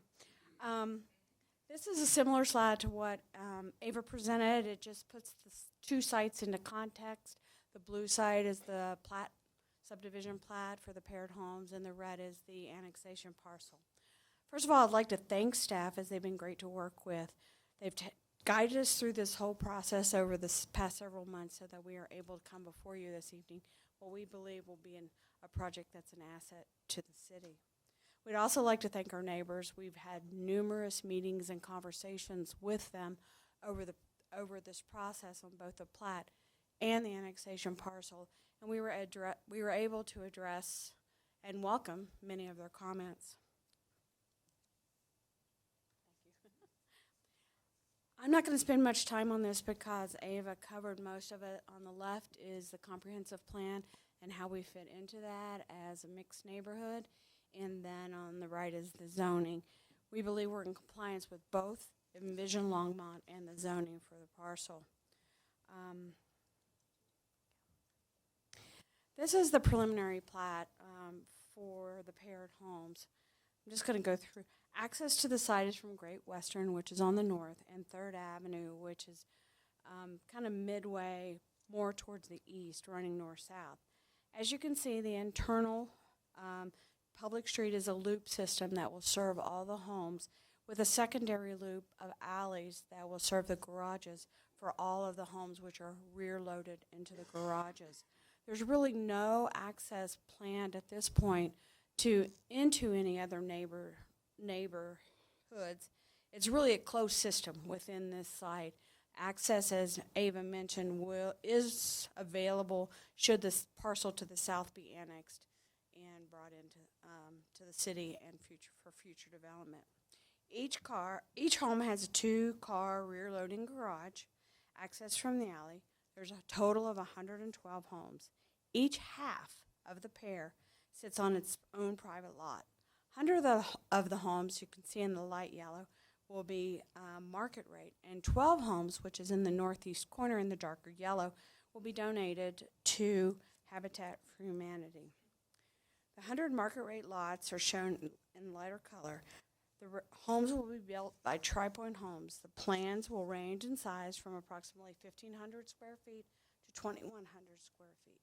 Each home will have either 2 or 3 bedrooms and a 2.5 bathrooms as standard. Each plan will have alley-loaded 2-car garage, unfinished basements, and outdoor living in the front and sides of the plans. Some of the homes will have lofts or oversized garages, and all plans will have the option for customization, including finished basements. Mr. Thomas can provide more information should you have any questions on the homes. As you can see on the site plan, the homes will either front on a green court, a public street, or side on the public street. This will really help to create a nice, pleasing street scene and create a situation where the neighbors can engage more with each other, not having that garage along those front streets. As for parking, each home has a 2-car attached garage for a total of 224 resident parking spaces. There's approximately 151 guest spaces spread throughout the site, and those are on the public streets as parallel spaces, or off-street in parking areas, or there's a few of the lots that have actual driveway aprons off the alleys that will accommodate 2 cars. The market rate lots are generally 30 feet wide by 81 to 95 feet in depth. Out of the 112 homes, 12 will be donated to Habitat for Humanity. This equates to 10.7% of the development. Habitat will make ownership available to households at or below 60% AMI. Therefore, according to code, this is slightly above the required affordable housing percentage for this development. Infrastructure will be brought to the donated section of the land as required. Habitat has committed to work with the builder to blend their product in with the market rate neighborhood in such a way to ensure that there's no material curbside difference between the Habitat homes and the market rate homes. Their look will be very similar. Coordination is ongoing between Habitat and Tri-Point to ensure that the product is constructed and complements the market rate product. Generally, by providing the 12 home sites, it enables Habitat the ability to provide affordable home ownership. This way, Habitat can concentrate on their role as a builder, lender and preparing individuals for home ownership. Habitat has built and designed homes in over 26 different neighborhoods. They are adept in matching the architecture and features to the market rate neighborhood in which they're in. Also, the paired homes is a style of housing that they have built many times before. Mr. Emerson is here, as I mentioned earlier, with Habitat and can elaborate on the Habitat's role in the neighborhood should you have any questions. These are the 3 pocket parks that are located within the neighborhood. It totals about an acre and a half, and these pocket parks are planned, and they will have both passive and active recreational amenities. You can see in the green on the site plan above as to where these are located. The pocket parks are connected via sidewalks and trails through the open space corridor. These are conceptual elevations for the Tri-Point homes. They're still in the design development stage, so they're pretty sketchy, but as you can see, they have a variety of massing options, implement various materials and roof forms and windows, and however, even though they're quite different, they're designed in a cohesive manner. This is the annexation parcel, 17.44 acres. It was purchased for the purpose of providing stormwater detention and water quality and the sanitary sewer connection to the Quail sanitary sewer line along the southern edge of the site. The proposed sanitary sewer line will enter the annexation in the southwest corner of the paired homes and continue in a southeast direction to an existing manhole in the Quail line. The detention facility at the parcel is located in the western portion of the annexation parcel. You can kind of see that outlined in blue. It's tough to see. The intent is for the property to remain as open space, as Ava mentioned, with only the above stated utilities as a permitted use. A trail and passive natural park could be the only other possible land use.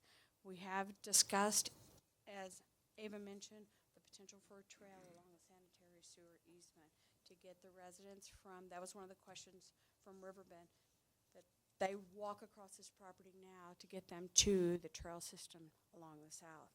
Overall, the proposed annexation brings to the city additional open space while maintaining the natural character of the site.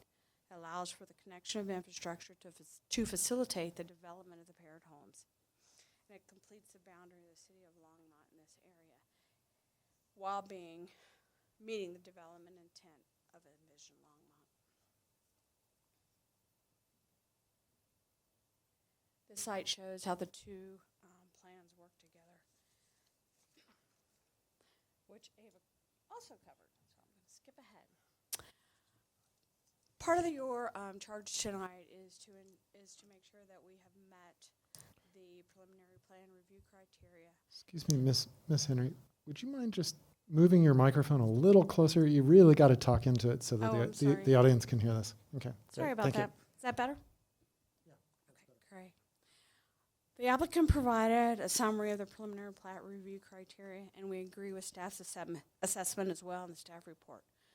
Generally, they're all listed here, and in summary, the proposal complies with Envision Longmont, is compatible with the surrounding neighborhood, and was designed in accordance with City of Longmont regulations. Like the plat criteria, the annexation meets the review criteria as well, as outlined by the applicant in the letter to the Planning Commission and staff. Generally, it is also in compliance with Envision Longmont, will be zoned appropriately, and the environmental studies provide the relevant information necessary to determine the acceptability of the site for the proposed stated uses. In summary, the proposed land uses meet the criteria of Envision Longmont and the previously stated review and approval criteria. As such, we respectfully request your approval this evening. Thank you. We're available to answer any questions. Thank you, Ms. Henry. Commissioner Poland. Ava, a couple quick questions for you. First of all, let me get back to the amendments here. The resolution. So is PZR 19A, which is the approval of the annexation, so is 18 dependent on 19? That is to say, if for some reason the annexation didn't go through, then what happens with the development? Chair Shernick, Commissioner Poland. In a way, I guess alternatively, if you approved 18, the subdivision plat, but did not approve you didn't recommend approval, it would still go to City Council. It would still be their decision. If City Council took a pass and did not approve the annexation, they would have to come back to us and redesign their project potentially and find another place to put their sanitary sewer and their detention pond, which could have them come back here again for revisions on that approved plat. Okay. And then another quick question. Do you know of any plans for the property to the south as far as getting annexed? And also, what is its current zoning? Is it ag also by Boulder County? So the parcel to the south of the subdivision plat parcel is zoned general industrial in Boulder County. And I think it should be in your staff report on the little vicinity map. Take me a minute to get out of this one. But yeah, it's zoned general industrial. And we don't know of any, we haven't been approached by anyone for a pre-application discussion about any potential annexation there. So, But if something were, it would be for general industrial is currently how that's set up for the south, that property to the south. yeah, they would have to comply with the Envision Longmont land use designation for that parcel. Thought I had it. I guess I don't have a slide with the Envision Longmont map, but I think it's also Parks Greenway and open space. But oh, do you have a map there? Property south of the.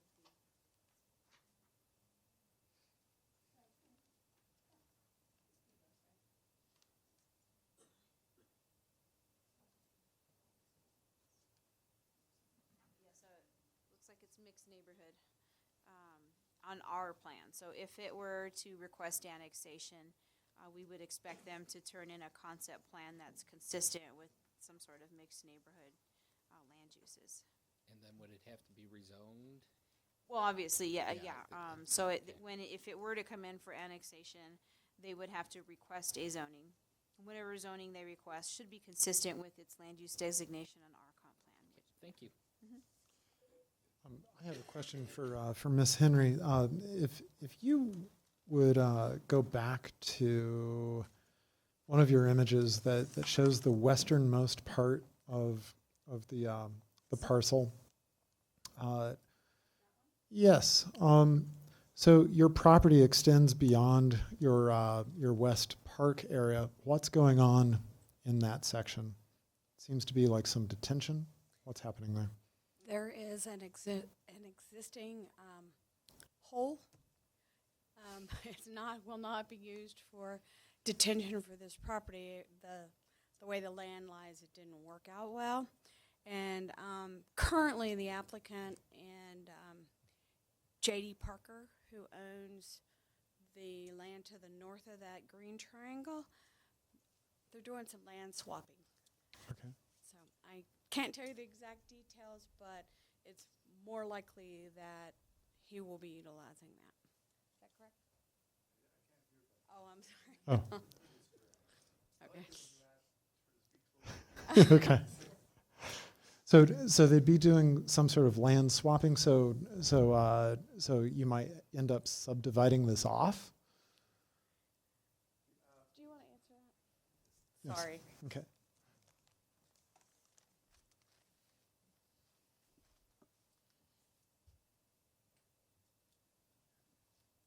It currently sits in an easement that he is a party to. Okay. So. My name is Art Kleinstein. I'm the developer, Western Sugar. Thank you all for meeting with us and for having us here.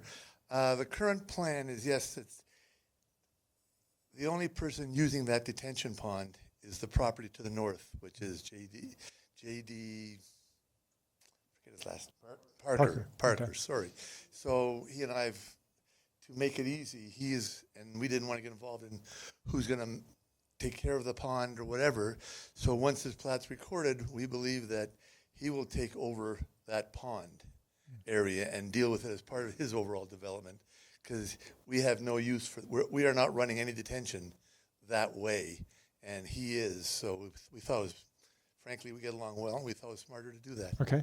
Mr. Kleinstein, while you're up here, I have another question. The two properties in question here come together, meet at a point. So your detention property that would remain ag, you're running your detention onto it, but your sanitary sewer has to go onto that. But your two property lines come together at a point. Points don't have any dimension, but Right. pipes do. I have an answer. Okay. We have been negotiating for quite a while with the Mill Village HOA, who owns the land immediately to the east, like a joint, like there's the three corners, right, of Right, the Mill right. Village, us, and Sugar Mill. We have negotiated an easement with Mill Village to take the sanitary and sort of through. It's about a 900 square foot piece of land that we have, I believe they approved it last night, and we're just signing the documentation. So that was our whole thrust. So we have that. I hope that answers it. But there is the allowable to do that now. Yes. Okay, great. Thank you. Commissioner Flake. Thank you. As long as you're talking drainage and water flow, tell me about how the water goes across that proposed subdivision area. Okay, now you got the wrong guy. So no, but CJ's here. I have a guy who can answer. Sorry, but I don't have a clue about that stuff. I'm an accountant, not an engineer. Sorry. This is CJ Kirsten, and he's our consultant for engineering and that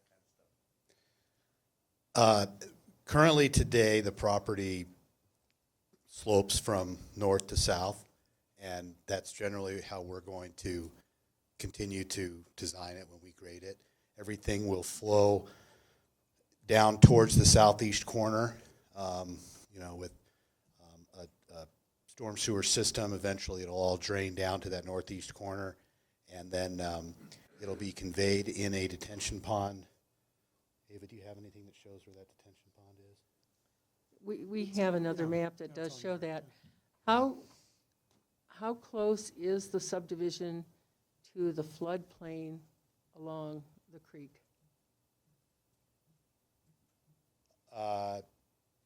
When you say subdivision, you're talking about our lotting The area. proposed subdivision. Well, you've got the unincorporated Boulder County piece in between us and the floodplain. It's significant.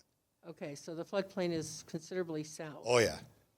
So in case of a heavy rainstorm, there's not going to be No, an issue there's with those probably, basements. there's significant topo. We're significantly higher even than the property to the south of us. Okay. And additionally, you're talking about putting the sanitary easement through the annexed property there. Are you required to have some kind of a motor vehicle access that you're Yes. also going to create a trail from? Correct. Thank you. Thank you. Ava, I have a question for you. What was it? I had a question for you. Sorry. This is a public hearing item, and actually, this is a little bit odd, Joni, since we have two PZR items in front of us. Technically, both public hearing items. Can I open the public hearing on both simultaneously? Oh, there's Teresa. I thought she had stepped out of the room. If you could help me with this in terms of how to manage the public hearing. Chair Chernak, I would recommend public hearing on each item individually. Okay, sequentially. Okay. So let's open the public hearing on item 9A, which is the annexation proposal. If there's anybody who would like to come forward and speak about that, please do so now. Seeing no one getting up, we will close the public hearing on item 9A. Item 9B, the public hearing for the Paired Homes preliminary subdivision plat. Anybody who would like to come forward and speak on that, please? Seeing no one, we'll close the public hearing on item 9B. Go back to questions and discussion. I actually have a question for Mr. Emerson with Habitat for Humanity. There you are. Yes, please. So my understanding is that this project will be done all in one phase for the building, but I know that Habitat works with their owners. How will your timing work with their planned one phase? Do you see yourself being able to finish at approximately the same time? How does that all work, please? Yeah, our goal would be to be finishing at the same, starting and finishing about the same time. We're taking considerable steps right now to accelerate our building in Longmont, so including taking a few things that we normally did with volunteers and doing them with subs, that it's just more efficient that way, but still a considerable volunteer component. But when we project out when they're starting and when they hope to start and we hope to start, it aligns pretty well, actually. So we're confident we can do that. So. Okay, great. Yeah. Thank you. Mm-hmm. I have a question that's possibly for, it's about the street alignment. Ava, help me here. On the image that's currently showing on screen, we see 3rd Avenue or 3rd Street being extended down, but it doesn't align with what's currently on the satellite image. Its scale is also quite a bit different. So is this, if the drawing that was overlaid onto this were scaled up to make the streets the same size, then you've got a fitting problem with the houses. What's going on? I'll defer that to the applicant. Okay. Sorry about that. So with a Google image, it's warped a little bit, and so we could get it exact, but the streets do align perfectly. Okay. 3rd Avenue going through. Okay, great, thank you. Commissioner Height. Thank you.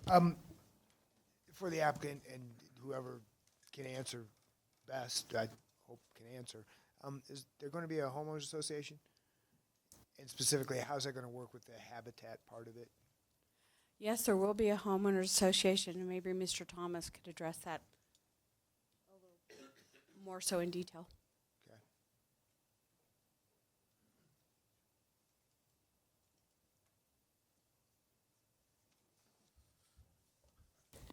Good evening, Commissioners. I'm Matt Thomas. I'm with Tri-Point Homes.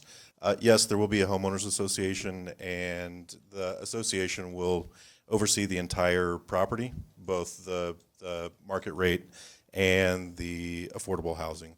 And I believe that's part of the program, is that it all looks and acts like a homogeneous community. None of my business, but are assessments going to be different? No, assessments are the same. Okay. Great. Second question I have, and I don't know that you're going to be the right guy for that, which is, and maybe it's Ava, maybe Tyler. I don't understand the eastbound left out problem not being a problem for traffic. So I'm going to call Caroline Michael. She's was the traffic engineer who's working on this, and Tyler's here for backup. But essentially, it was just something we thought we'd disclose from the traffic study. Are we talking about 3rd Avenue onto eastbound 119, or am I not understanding eastbound? Yeah. Why would that be worse? Chair Commissioner Height, can you please clarify the question? So there's an identification of an eastbound out, or an eastbound left, that is not a problem. I don't understand if 3rd Avenue, which I think goes north and then goes east, and there's a left on the eastbound 119, how another 1,100 trips a day doesn't compound that LOSD service level that we have with this problem already, with this particular intersection. I don't know what intersection is level D and why this project doesn't add to that problem. So the only signalized intersection examined in the traffic study was 3rd Avenue and Kim Pratt. So it would be referring to the eastbound left. So from Highway 119, turning left north onto 3rd Avenue. So in your Eastbound, okay. Yeah. Going off of 119. Yes. So the left turn off of 119 onto 3rd Avenue. Yes. Not the left off of 3rd Avenue onto 119. Yes, that would be the northbound left that you would be referring to. Northbound. Okay. All right. That's, I think, explains what my problem was. So it's good. It's the other turn. Thanks. Commissioner Poland.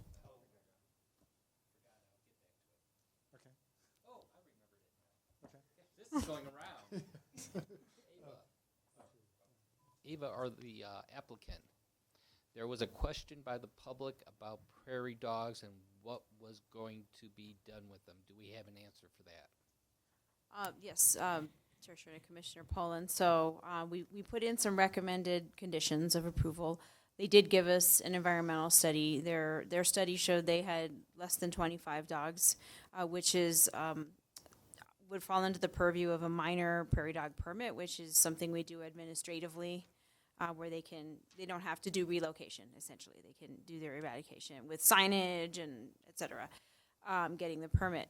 But because that survey was done last year, it was done in 2018 and spring of, and because they have to come in for a final plat and site plan after this, which probably puts us into 2020, we've recommended that they update that.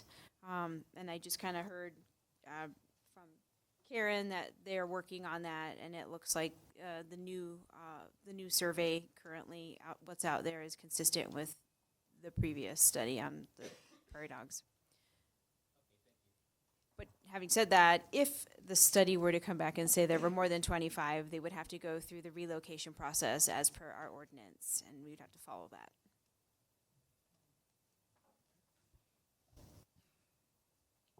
And Ava, can you just kind of going back to the basics, the parcel that is proposed to be annexed is actually landlocked and has no street access to it. I mean, the owner has no way to develop that land other than the way he's proposing. Chair Schroeder, you're talking about this parcel? No, the or the one being yes, in it, the yes, one exactly, in yeah. this application. Right. Mm-hmm. Yeah, that one as well, as far as I know, doesn't have any. There's a ditch access up here on the north. I think they get in somehow from the west, but it's pretty rough. It's not really a, so this would be more, this access road would be a paved 10-foot wide road to city standards. Okay. So just to clarify, let me rephrase the question. It's a lot of land to just use for a detention pond. So why not find a way to develop it? Maybe this is a question for Mr. Kleinstein. That's a question for the applicant.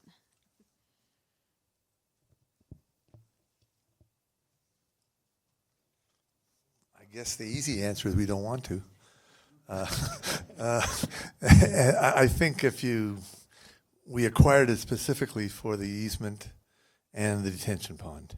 I think bluntly, the topography and all the stuff that would go into getting it to try to develop it would make it unfeasible. So we intend to leave it open space and be a good neighbor, I suppose, is the other side of the coin, so that people will. We've had support for that, and we've talked with the all the Mill Village homeowners, et cetera, and they like it. They just ask how do they get to it to be able to keep walking it, and that's part of this sewer easement. It will be a pathway that they could access, and it will take them right down to the bottom pathway, the southerly border of our property. So they'll have effectively a loop where they can walk, and it'll also access from our development on the, I think it's our east side, as well. It'll come down. We're trying to make it an interconnect to make it functional and just leave it as open space. We have I believe it would be cost prohibitive to do anything else, to be honest. Okay, and you mentioned the topography. It drops off quite a bit, right? Yeah. So it's steeply sloped, right? It's steep slopes. It's got little indents, not little, big indents of ponds and stuff. So we didn't even examine the possibility, frankly. Okay, all right, thank you.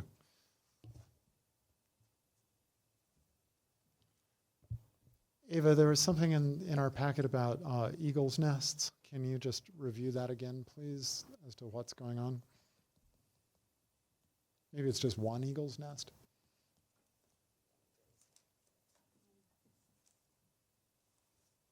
Relating to the plat or the annexation parcel? I believe it's on the annexation parcel, because it's down by the creek, I think.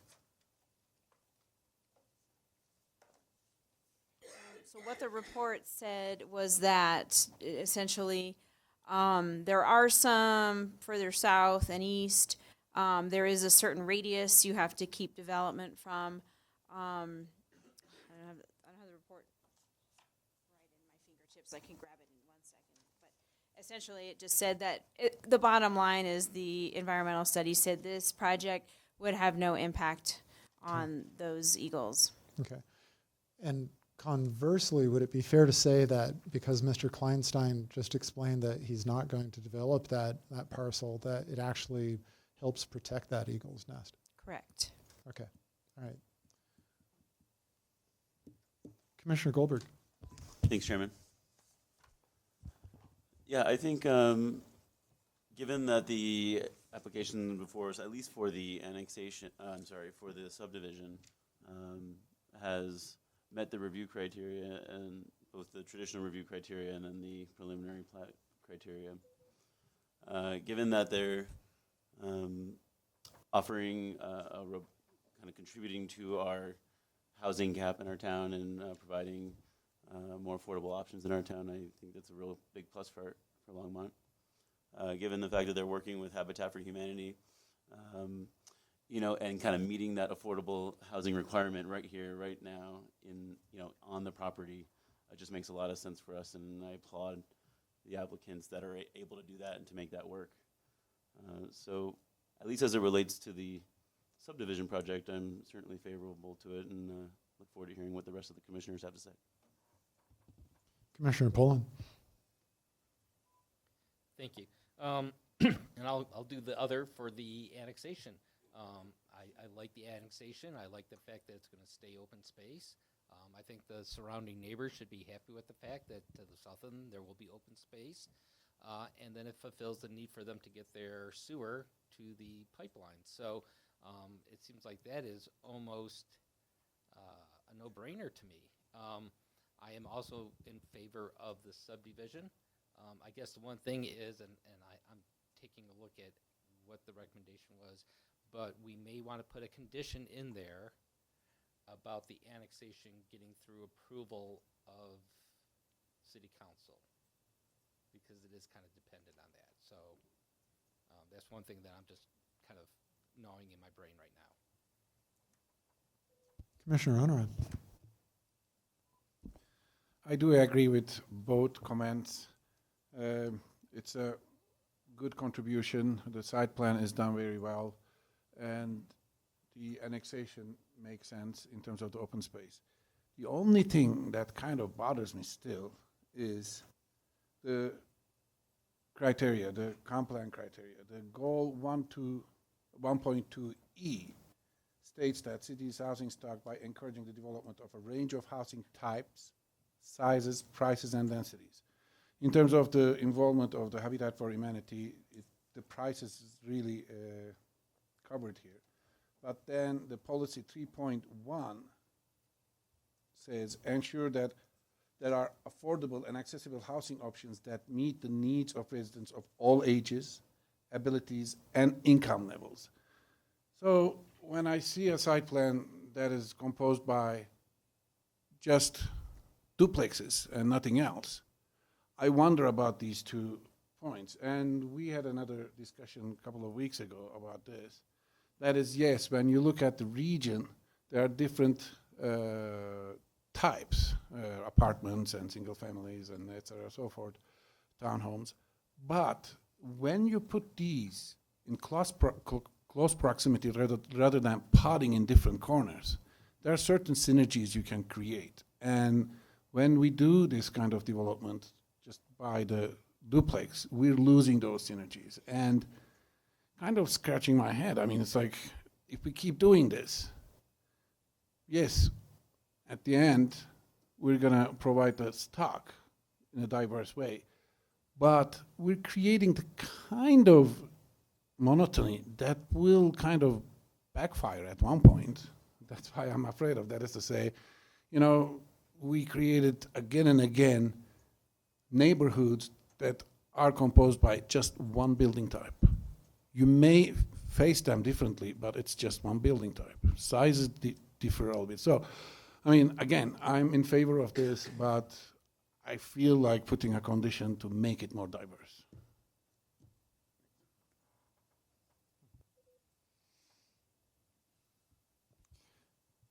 Ava, can you remind me what, I believe it is already under construction. What's on the property to the north of this proposed development?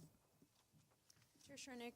To the property to the north, we're talking about this one, is the Brickstone Apartments. I believe they're calling themselves farmhouse apartments, but it came into our development review as Brickstone Apartments. It is, you're probably going to ask me, I think it's 280 dwelling units. Okay, with and 12% affordable. Okay, I don't believe it came in front of us. It did not, yeah. because it's an administrative, it's a use by right, so it went through site plan review, and there were no variances requested. So are they 3-story kind of? I think they were 3-story. Okay. And do you know the size of that parcel, like 280 unit, or the DU per acre? It was 13 and some change. Okay. Like 13 and a half acres. Okay. Interesting. Commissioner Teta. You know, I'd like to give some consideration to Commissioner Honoran's comments. For me, I look at the entirety of Mill Village as a neighborhood, and given the existence of the single-family homes and the apartment project to the north, I find the consistency of this particular project with duplexes to be, a rounding out of all the different housing types. So I like it. Commissioner Pullen. I do agree with Commissioner Onron.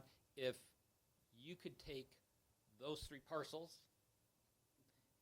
and develop them all at once, it'd be nice to kind of put some apartments here, some apartments there, some apartments here, some duplexes here, some single family, and kind of mix them all up. The problem is, I don't know how you get around, how you do that feasibly. They were done at 3 different phases by 3 different builders. So for this, I can't see putting a burden on the developer for this.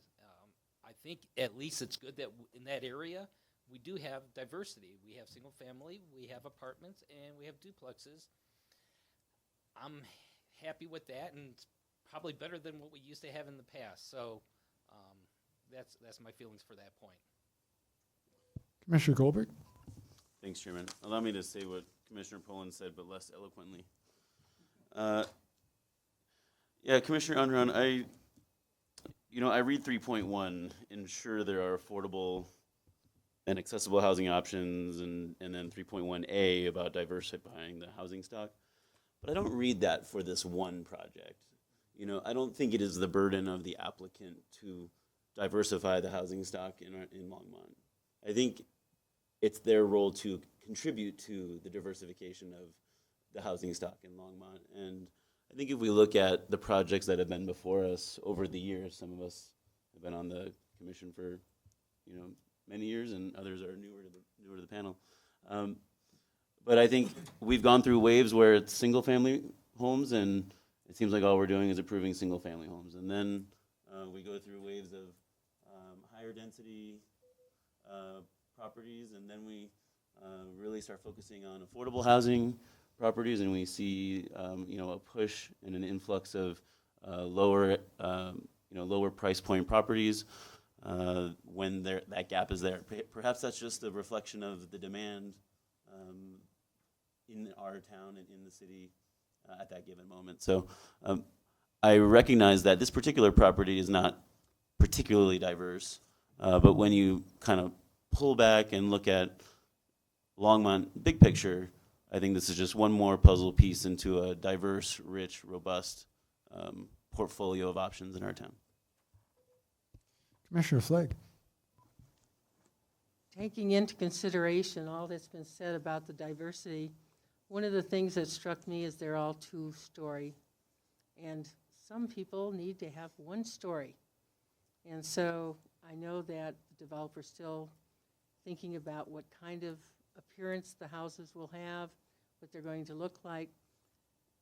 So if you're looking at a cross range of who's going to live there, perhaps some thought goes into whether or not people all want to have a two-story dwelling place. Just thought I should mention that in passing. Commissioner Height.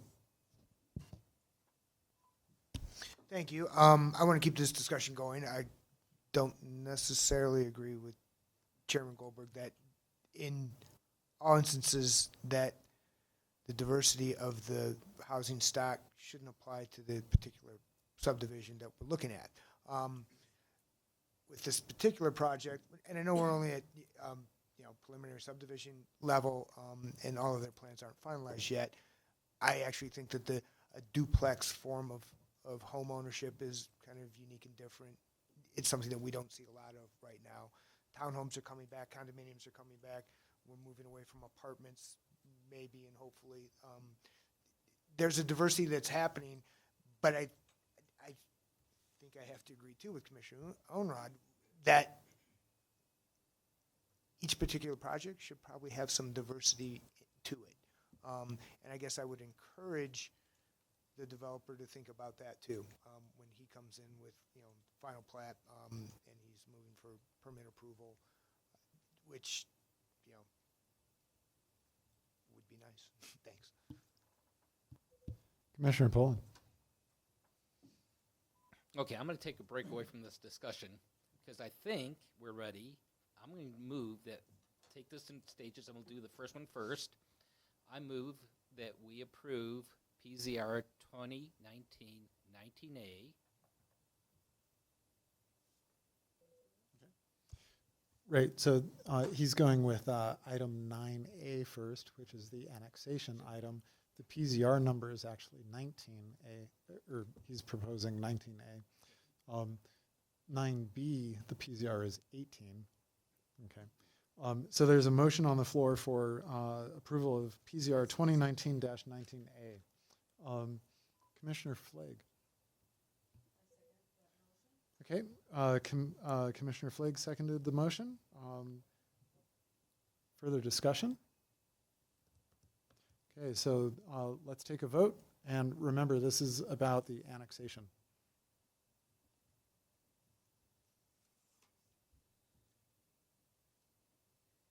Okay, that passes unanimously. Let me go ahead and read the notice here. This item will now be forwarded to the Longmont City Council for action. If you're unfamiliar with council procedures and intend to appear before council, please contact the Planning Division for further information at 303-651-8330. Now, we still have in front of us PZR 2019-18. Further discussion. And Jane, I can't see anybody who's requesting. Okay, Commissioner Teta. So just to get back to the diversity discussion that we were talking about with the housing. I think we wind up giving developers mixed messages.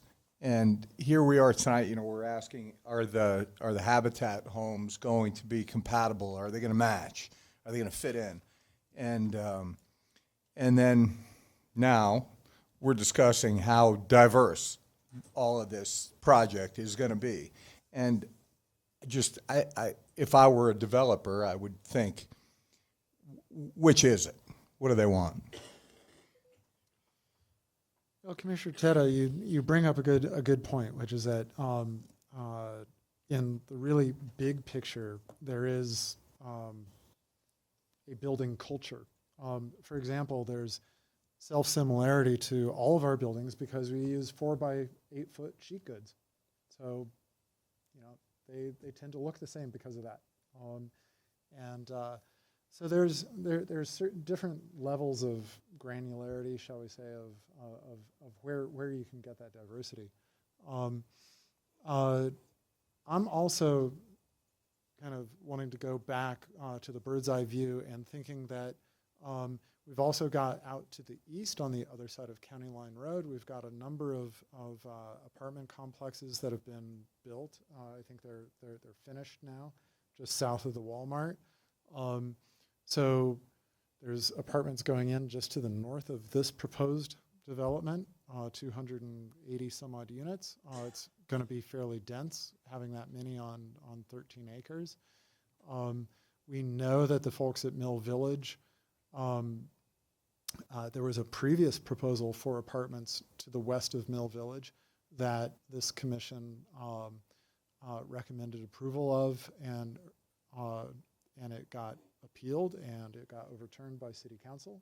So Mill Village has pushed back before and rejected apartments. So putting apartments here would, I think, not be appropriate. And the fact that Mr. Kleinstein actually has Mill Village on board with him on this, I think says a lot. But yes, Commissioner Oneron's point is well taken.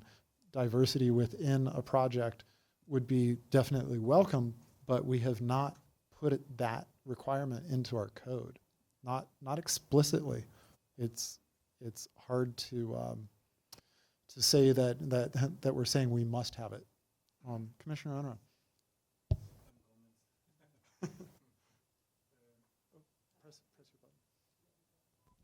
I'm convinced. One comment I would like to do is that, especially when it comes to higher density prototypes like apartments,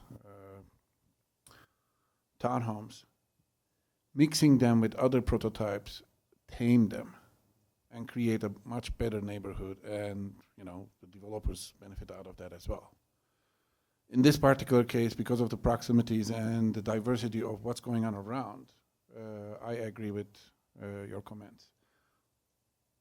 Having said that, probably I'd like to give a message to the planning department as well about, you know, clarifying this matter a little bit further, because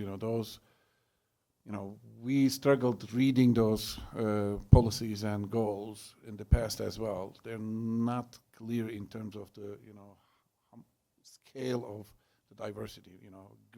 How fine of a grain we're talking about is not very clear in the language. Thank you. Any further discussion? Motions? We don't have a motion yet. Jane, can you? Thanks. Commissioner Flake. Oops, press your button. Me now, huh? I move forward the resolution of the Planning and Zoning Commission approving the Sugar Mill Paired Homes Preliminary Subdivision Plat recommendation, PZR 2019-18A. Actually, we're looking at PZR 2018 or 2019-18. Okay, I've got it on the wrong one this time. Okay. I accept that amendment to my motion. Thank you. And did you say that it would be version A or B or A? Okay, which, okay, so I'm completely sorry. unconditioned PZR? No, it's the one Okay. with PZR 2019-18B. 18B, okay, all right. So we have a motion on the floor for PZR 2019-18B. Commissioner Poland. I would like to second that, but I would like to also add a fourth condition regarding the approval of the annexation, conditional on the approval of the annexation also.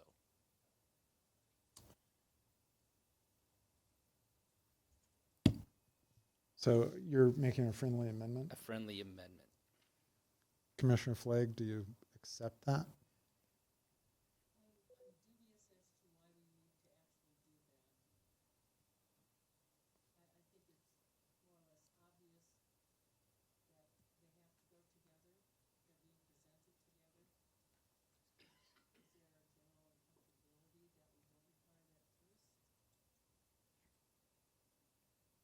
Commissioner Poland, do you want to respond to Commissioner Flagg's? I just think to keep things tidy, and that for some reason the annexation were not to go through. I don't know why it would not, but if for some reason it wouldn't, you're kind of sitting out there with a preliminary plat that you can't really fulfill, and it'd have to come back to us. I mean, to me, it just, I think, and I don't know if it has to be, but to me, it just tidies it up.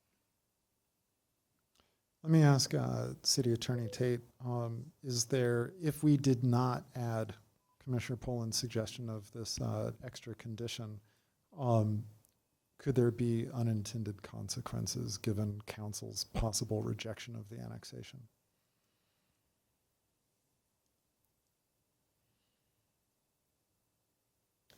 Chair Chernak, what I would point out to the commission is that these are independent decisions, and a recommendation for annexation is just that, a recommendation to City Council for them to act at their judgment and discretion.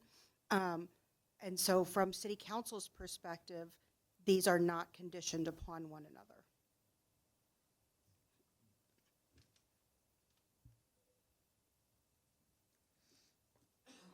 Commissioner Poland? Okay, then I will go ahead and second the motion as it stands. Okay, so just to be clear, you've withdrawn your friendly amendment.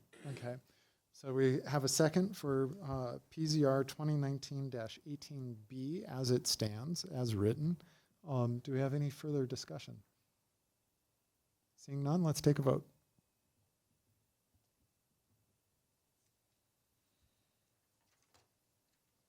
Okay, that passes unanimously, 7-0. This item now enters a 7-day appeal period. During this time, any aggrieved party may appeal the commission's decision by submitting a written appeal letter stating why the Planning and Zoning Commission's decision should be amended or reversed by City Council.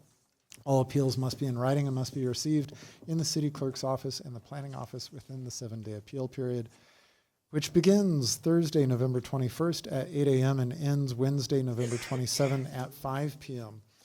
Mr. Kleinstein and Ms. Henry, thank you for presenting to us tonight, and to everybody on your team. Ava, thank you very much. Let me get back to our agenda. Mm.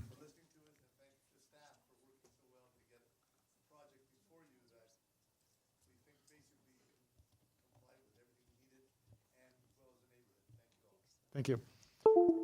Okay, next item on our agenda is our final call, public invited to be heard. This is for items that were not on tonight's agenda. So if we have somebody in the audience who'd like to come forward and speak, now is the time. Mr. Stover, I think you were patiently waiting. I really appreciate that. State my name and everything again. Yes, please. Justin Stober, 2410 Winding Drive, Longmont.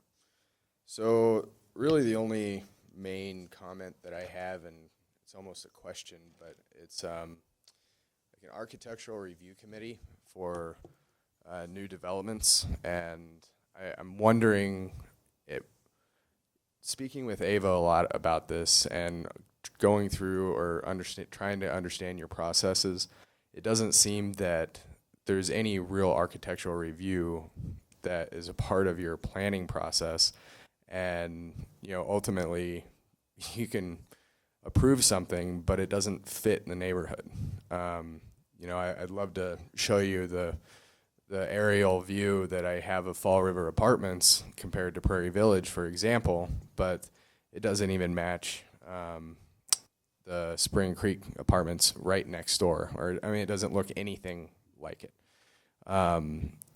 Understanding and talking with Ava about it, I understand that there is no architectural review process. And really, when you're looking at architectural designs, you're just getting a design or a drawing of that building or of that structure. You're not considering where this is being put. And, you know, when you show it to people, I wasn't even living there at the time, so I wasn't able to be at the hearings or anything like that. But it's really misguiding them what it's going to look like. You know, when you see this beautiful architectural rendering, hell, I wanted to live there. I mean, it's awesome, right? But then you put that building in a neighborhood where it doesn't match any of the architecture, that it just doesn't make sense to me. So I would suggest the commission, I don't know how you guys would do it or how the process would be, but I strongly suggest that you guys start taking into account architectural review, especially when you're putting in these new developments, you know, around the city that has previously existing architecture. So that's all I have. Great. Thank you, Mr. Stover. Appreciate it.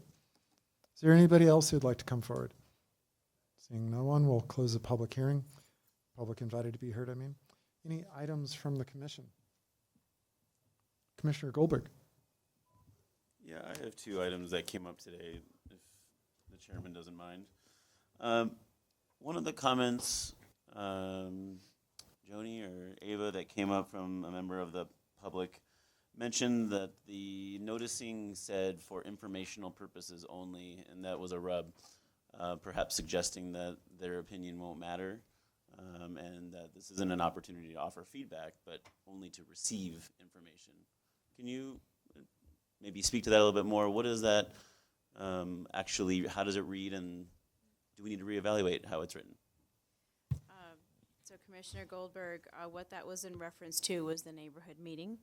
I think what we try to indicate in this letter is that this is not a public hearing item where a decision is being made, but that we're here to tell you that an application will be forthcoming, and this is what it's about, and we certainly welcome all feedback, and we keep notes, as you've seen in your packets, for all neighborhood meetings. It's not for us to talk at them. It's for us to also get feedback. We also write down all the feedback we get, and you see that in your notes in your packet. So we can certainly take a look at how it's written, but to my best of my recollection, at no point did it say you can't give feedback. We're just telling you. We wouldn't write our official correspondence that way. Some people may infer it, but that's not how we speak to the public. Yeah, thank you, Ava. I think every member of the commission knows exactly what happens at those neighborhood committees and meetings, and I think we've read the notes and recognize that you're not just transmitting information to them.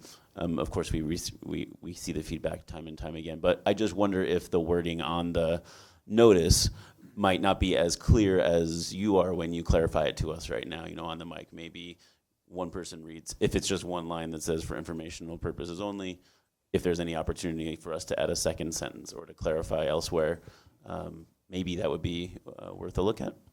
We do the second sentence after it says, this is a neighborhood meeting to tell you about a forthcoming application for informational purposes. The second sentence after that says, There will be public hearings before the Planning and Zoning Commission and/or City Council in which your input will also be requested. Okay, thank you, Ava. So if I could just jump in. So I think you saw a couple of instances this evening where we have one neighborhood who's had a lot of development, and they have had some things that perhaps in the original master planning of Prairie Village that was done in the like 1999-2000 era, that I think we also had some information from a current builder that maybe wasn't as accurate as it could have been about what was approved. And I think that's hard for us to manage as a staff. So we come to a neighborhood meeting and we are also trying to manage that other piece of information that isn't actually city information. And I think that the neighborhood meetings really are also a place for the applicant, which I think you just heard from the last applicant, to really make inroads and efforts with the neighborhood, to take their feedback and bring forward a project to either staff or the commission that they felt like they've been able to take their input. And so I think it's, it really depends on the applicant, the type of project, and what they're willing to, how they're willing to work with the neighborhood. And we, honestly, we struggle with that. You know, we're a participant in the neighborhood meetings in order to let people know what our process is and how you will go through the process. But it's also an opportunity for that developer or builder to really take that feedback to heart and do something with it. And I think that, I don't think that happens all the time. And so that's our struggle as well. So I think irrespective of wording, we also have that struggle of how those meetings come across. And we've talked recently about how to better do some of those meetings, because I think often they're perceived as a city meeting where we're going to provide, this is what's going to happen. And really, we would love for our applicants to embrace that opportunity. Sure. So any ideas you all might have, we're always happy to take. Okay. Yeah, Ava and Joni, I think my ask is that we review the copy. Do we feel good about it? Is it indicative of what goes down at these meetings? Cool. What happens and how active the applicant is in that meeting that's a different bullet point that will be tackled another time. And then I guess my second item, well, let me stop there for a second. On the topic of the wording, does anyone else on the commission have any feedback? I don't want to belabor it any further. Okay, no one's jumping. I guess the one other thing is, it's obviously very frustrating to find out that our noticing map isn't accurate on the fly in front of the public and just makes us look like our integrity has been compromised or something like that. Is there any way, or what can we do to make sure that doesn't happen again? Or maybe just my request is, I'm sure given how tonight went, there'll be steps taken to make sure that we don't have those issues again. Hopefully. Chairman Chernak and Commissioner Goldberg. So I think, as is often the case, as humans, we do find ourselves making errors and mistakes. And so that's really, in my estimation, what happened here tonight. As you guys know, we have a ton of these questions come up routinely, and I think you see that we try to do our best to not have noticing errors, because we do take that seriously. But certainly, you know, I'm sure Ava doesn't feel good about that either. So not to belabor it, I think we always double check in with each other after these meetings and things go on and say, what is up with the maps and why isn't something working? And maybe that's also something to communicate with Boulder County GIS about, if there's something that isn't working on the parcel data we're downloading. So, but we take it seriously and we apologize for the error. No. Thanks. Joni, I have a question for you. Where there was a discussion at one point when we were doing the Envision Longmont planning, that should there be an architectural review board? And I don't know where that discussion went. I know that it wasn't decided, at least not that I heard. Chairman Chernak, you're correct. So we did have a discussion as part of the comp plan and the code update about should we do a DBA design review board, and a lot of communities have that where you have a group similar to yourselves, but folks who are really focused on architecture and building design. And when we talked about that with council, that wasn't pursued as part of that code update. I think certainly we do have architectural design standards in our code that staff reviews, and certainly the projects that come to you also are able to be challenged by this commission should there be things that are out of scale and that don't match neighborhoods. I do know what the last speaker was referencing and what project. That's actually I believe the Fall River project in Mill Village, which you all approved. Not just the architecture, but also the color palette. So if there's a question in your mind about what that project is, that's the one it was. But yeah, staff did pursue that, but at this point in time, we have not gotten to a place where that would be something that council has chosen to add. Right. And so it sounds like what you're referencing is basically falling under compatibility standards, say like setbacks or step backs. I mean, things of that nature. That's where we have some leverage without a design review board, right? Chairman Chernak, that's correct. I think you also have some purview when it comes to materials. I have been asked previous life as a planner here, presenting to both Planning Commission to Council, not just to change architecture, but to change colors and roofing materials and other things. So that's not unheard of. I think we just always try to be cognizant of not turning a camel into a zebra during that process at a public hearing. So, but I think that there are ways that we can look to have some stronger efforts on the architectural side. Okay, thanks. Commissioner Teta? Well, as we've discussed, there are a couple of things.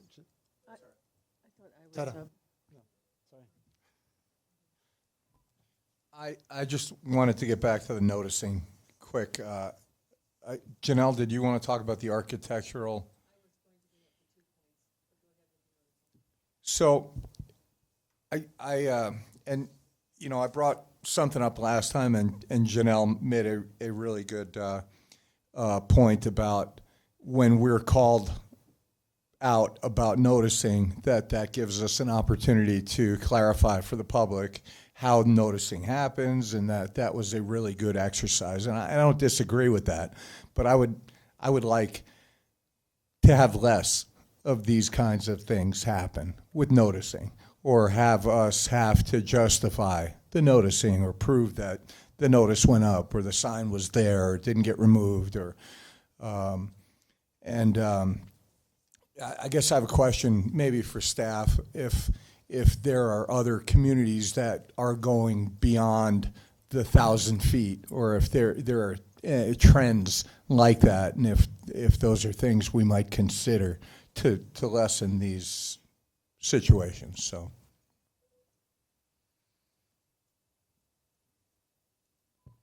Chairman Chernak and Commissioner Teta. So about a year and a half or 2 years ago, council did expand our notice radiuses. So they used to be 750. A lot of them went to 1,000 feet. And certainly it is not unheard of for me to expand those. So certainly staff will bring me maps and say, hey, we're just missing a few streets here. Should we just go all the way out? And we certainly do that. There have been lots of other projects where I've said, if the noticing range doesn't capture the whole neighborhood, let's do that as well. So that's really within my purview to do. I haven't really spoken to anyone recently, other planning directors, to talk about noticing or considerations, but certainly we can take a look at that and see what other folks are doing.